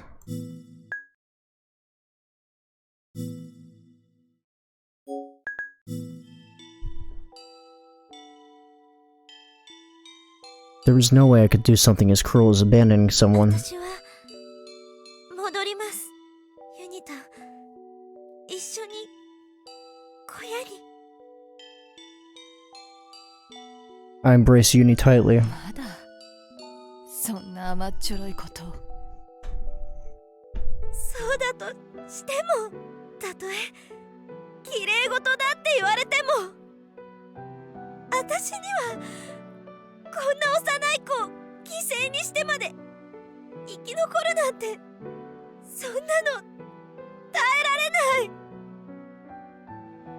ない。 I'd lost something important to me as a person. I'd only end up hating myself invariably. And あの時墜落する飛行機の中で私は誓ったの。私がユニを守るって誓ったから。Right now, no matter what happens to me, I'm going to save Uni. 何言ってんの？ Mayuzumi caught hold of me and shook me violently by the chest. 生きて帰れるチャンスなのよ。これを逃したらもうチャンスはないのよ。小屋に戻るですって？死にたいの？でも私はそんなのごめんよ。 Thrusting me away, Mayuzumi began to walk alone into the darkness. マユズミさん、一人じゃ危険です。 However, Mayuzumi didn't turn around. Falling several times as she went, she continued treading through the snow. This is bad, letting her go alone would be too dangerous, but I looked down at Uni. If I left Uni here, his life would be in danger instead. I hesitated. Should I abandon Mayuzumi? Maybe she won't die. Maybe she'll be able to find the helicopter. Maybe. I shook my head. It was all wishful thinking. Those assumptions were totally meaningless. I was only making excuses in my head so I wouldn't blame myself if she died. Still down on his knees, Yomogi shuffled towards us. Still crouching down, he drew Uni close as though to cover him up. 僕がこの子を見ている。追いかけるんだ。眉墨を連れ戻してくれ。それができるのは今君だけだ。でも No matter how you look at it, Yomogi and Uni didn't seem alright at all. I'd feel uneasy if I just left them here. If I had to choose between either Mayuzumi or Uni and Yomogi, I'd choose the latter without a second thought. Even so, Yomogi was signaling to me to go save Mayuzumi instead. Yomogi looked straight up at me. His eyes were full of the strong will to live. 眉墨は気に食わないやつだけど、それでも彼女を見殺しにしていいわけがない。生きている限り、僕たちには生きる義務とみんなを生かす義務がある。誰かを殺してもいい権利なんて絶対にないんだ。Fuck, my man's too good for the world. 生きる義務とみんなを生かす義務。だから言ってくれ。眉墨を死なせるな。I grabbed hold of his clenched fists. ました。 It's just as Yomogi said. I won't let someone else die. Everyone's going to survive and return together. 絶対に戻ってきます。眉墨さんをうん連れ戻してきます。だから待っててください。 Yomogi faintly smiled while giving me a thumbs up. The things I can do. The things only I can do. I'll do them now. I began running through the snow. My dim senses flew further and further away as I ran. My knees had already been aching. If I stopped even for a moment, I'd probably collapse and never be able to get back up again. Even so, I continued running, feeling the need to redeem myself along with the strong will to rescue them, thinking, everyone will live and return together. I caught up with Mayuzumi right away. Her steps were faltering. She wasn't able to even walk straight anymore. 眉墨さん、 I reached out to grab Mayuzumi's shoulder from behind. 眉墨さん、待って。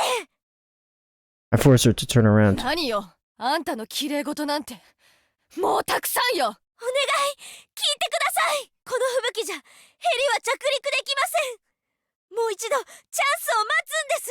だから今は一緒に戻りましょう。 Mayuzumi violently shook my hand off. そんなの言ってみなくちゃわからないでしょ。最初から諦めてたら助かるものも助からないわ。そうですけど、でもやっぱり無謀です。 Irritated, Mayuzumi shook her head. 慎重になって死んでたら意味ないのよ。私は絶対に死ぬもんか。 I understood Mayuzumi's feelings. I was the same. Of course, I wanted to go to the crash site if I could too. There really might be a helicopter waiting there. This may be our last chance, but よもぎさんやユニを置いていくわけには。 we had to head back to the cabin in order to save them. Hearing that, Mayuzumi grabbed onto my shoulders and shook them あ hard. んたね、この後に及んで他人の心配してる場合じゃないでしょ。自分が助かるためなら切り捨てることも必要なのよ。私は死にたくないから誰も助けない。他人を見殺しにしてでも私は生き延びてやる。もう一度聞くわ。 Mayuzumi was looking straight at me. I couldn't look away. She was that あん serious. たは他人をかばって死ぬ？それとも自分だけでも生き残る？私は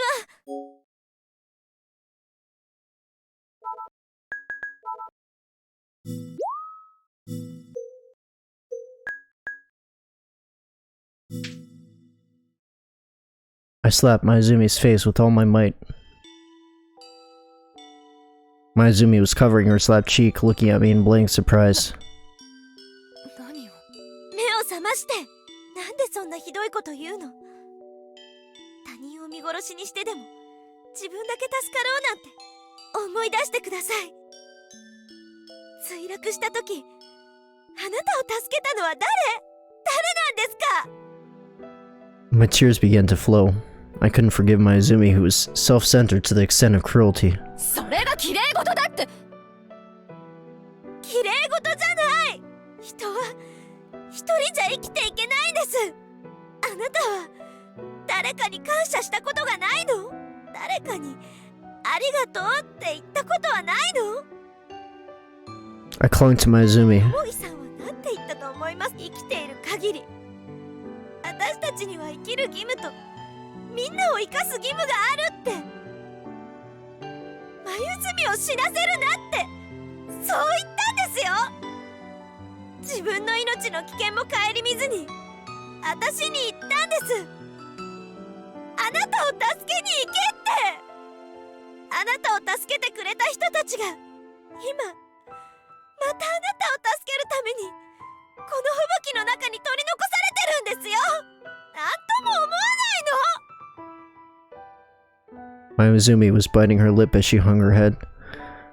I let out a sigh and turned my heel. なんとも思わないのなら勝手に一人で行けばいい。もう邪魔しません。 I spit those words at her and began returning where Yuni and Yomogi were without looking back. 待ってよ。 Mayuzumi followed after me meekly. 分かったわよ。戻ればいいんでしょ。でもあの二人のためじゃないから、私が助かるために。 I knew that was just a bluff, so I grabbed Mayuzumi's hand without saying 行き anything. ましょう。あの二人を助けに。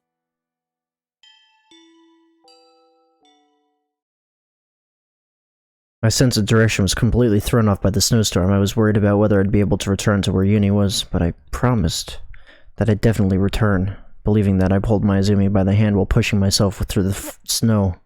ねえ、あれ見て。 From behind me, Mayuzumi points off into the darkness. There I saw a faint light. It was the beam of a flashlight. We rushed towards the source of the light. The beam of the flashlight wavered as I called to him. Yomogi had dug a shallow hole in the snow similar to a bivouac. He was lying down in the hole as the snow and wind passed over him.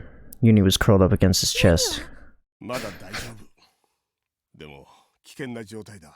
小屋に戻りましょう。 Man, the feels in that last scene. Yomogi gave me a small nod. Mayuzumi and I helped Yomogi as he began to crawl out of the hole. Yomogi looked like he wanted to say something to the oddly obedient Mayuzumi, but in the end he just gave me the small wink instead. It didn't look as though Yuni would be able to walk by himself. He was still conscious, but his body had gone completely limp. Seeing Yuni like that, Yomogi groaned, 低体温症になりかねない。急いだ方がよ。 saying that he lifted Yuni's body in his arms and began to carry him over his shoulder.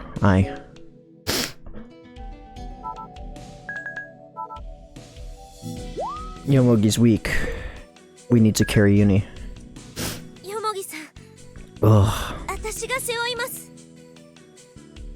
I saw a look of astonishment spread over Yomogi's face. いや、無理だ。よもぎさんこそ無理です。それに私はたくさん食べたからまだ大丈夫です。お願い。私それが私にできるせめてもの。 And besides, Yomugi had the duty of leading us back to the cabin.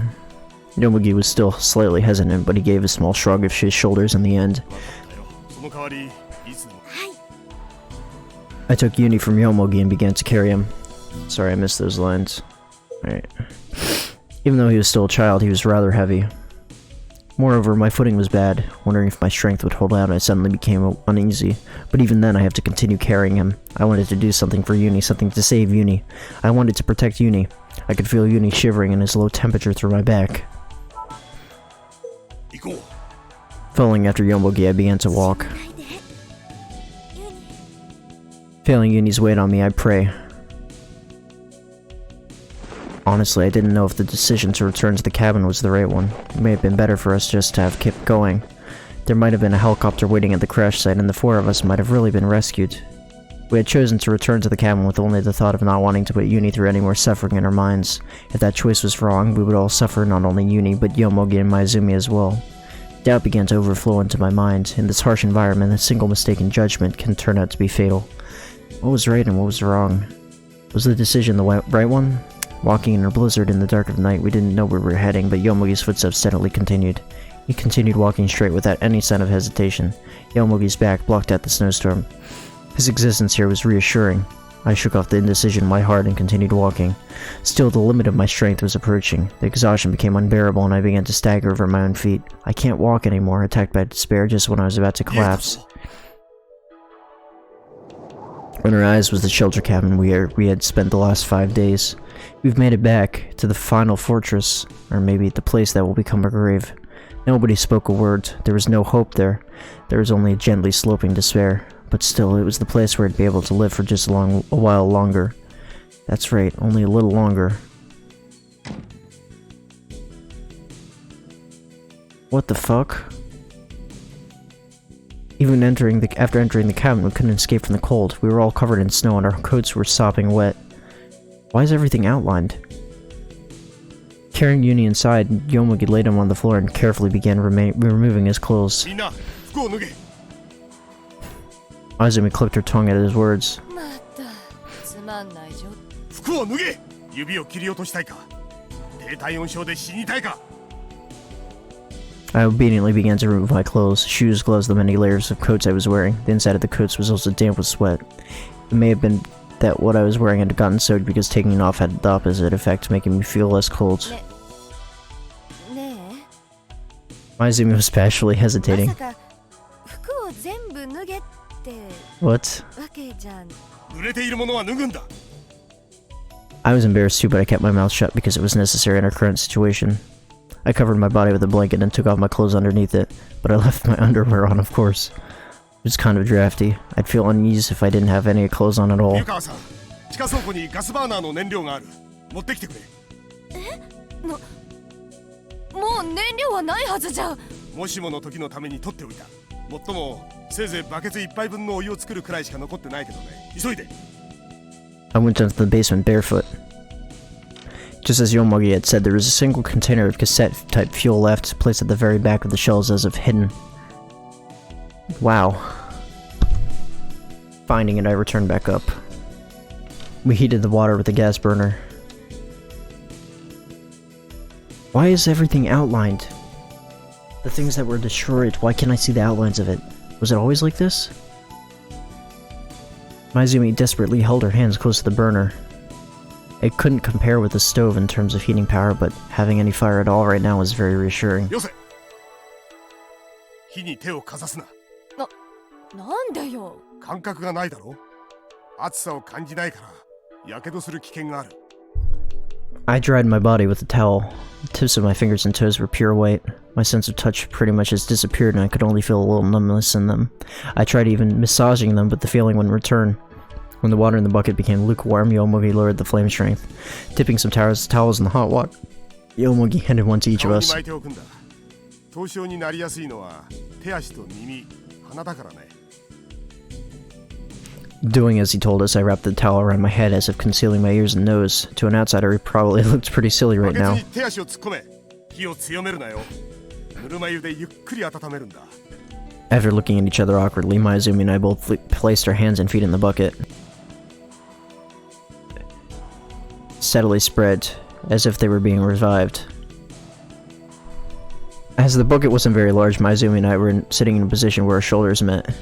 Our forelimbs were bumping into each other inside the narrow bucket. もっとあっち行ってよ。そんなこと言われても。ねえ、なんか痒くない？ Having been warmed up, my hands and feet were gradually becoming itchy. On top of that, blisters started to form here and there. 引っかくなよ。 Yomugi also placed a warm towel underneath one of Uni's armpits. He then piled on several blankets on top of him. That he was able to groan at all amid, he was still conscious, but even now Uni's small body was shivering. It was almost like he was convulsing. I could hardly stand to watch. ユニは大丈夫ですか？軽い低体温症にかかってる。体が震えてるから、それほど重症じゃないだろうけど。震えてるから重症のように見えますけど。低体温症はひどくなると震えが止まるんだ。そうなると応急処置じゃどうにもならない。マッサージとかした方がいいんじゃ。ダメだ。低体温症の場合はマッサージは逆効果だ。マッサージすると体の末端の冷えた血液が心臓に流れ込む。そうなると体の中心温度が下がって下手をするとショック症状を起こしてしまう。 Can somebody tell me how far away from the end of the route I am? If you know off the top of your head. If it's less than an hour, I'll keep. But if it's like 2 hours or 3 hours, then I'll save that for another stream. I was truly thankful that Yomugi was here. If he wasn't here, we might have ignorantly killed Uni with her hands. By the way, I'm gonna go quick get a drink. Again.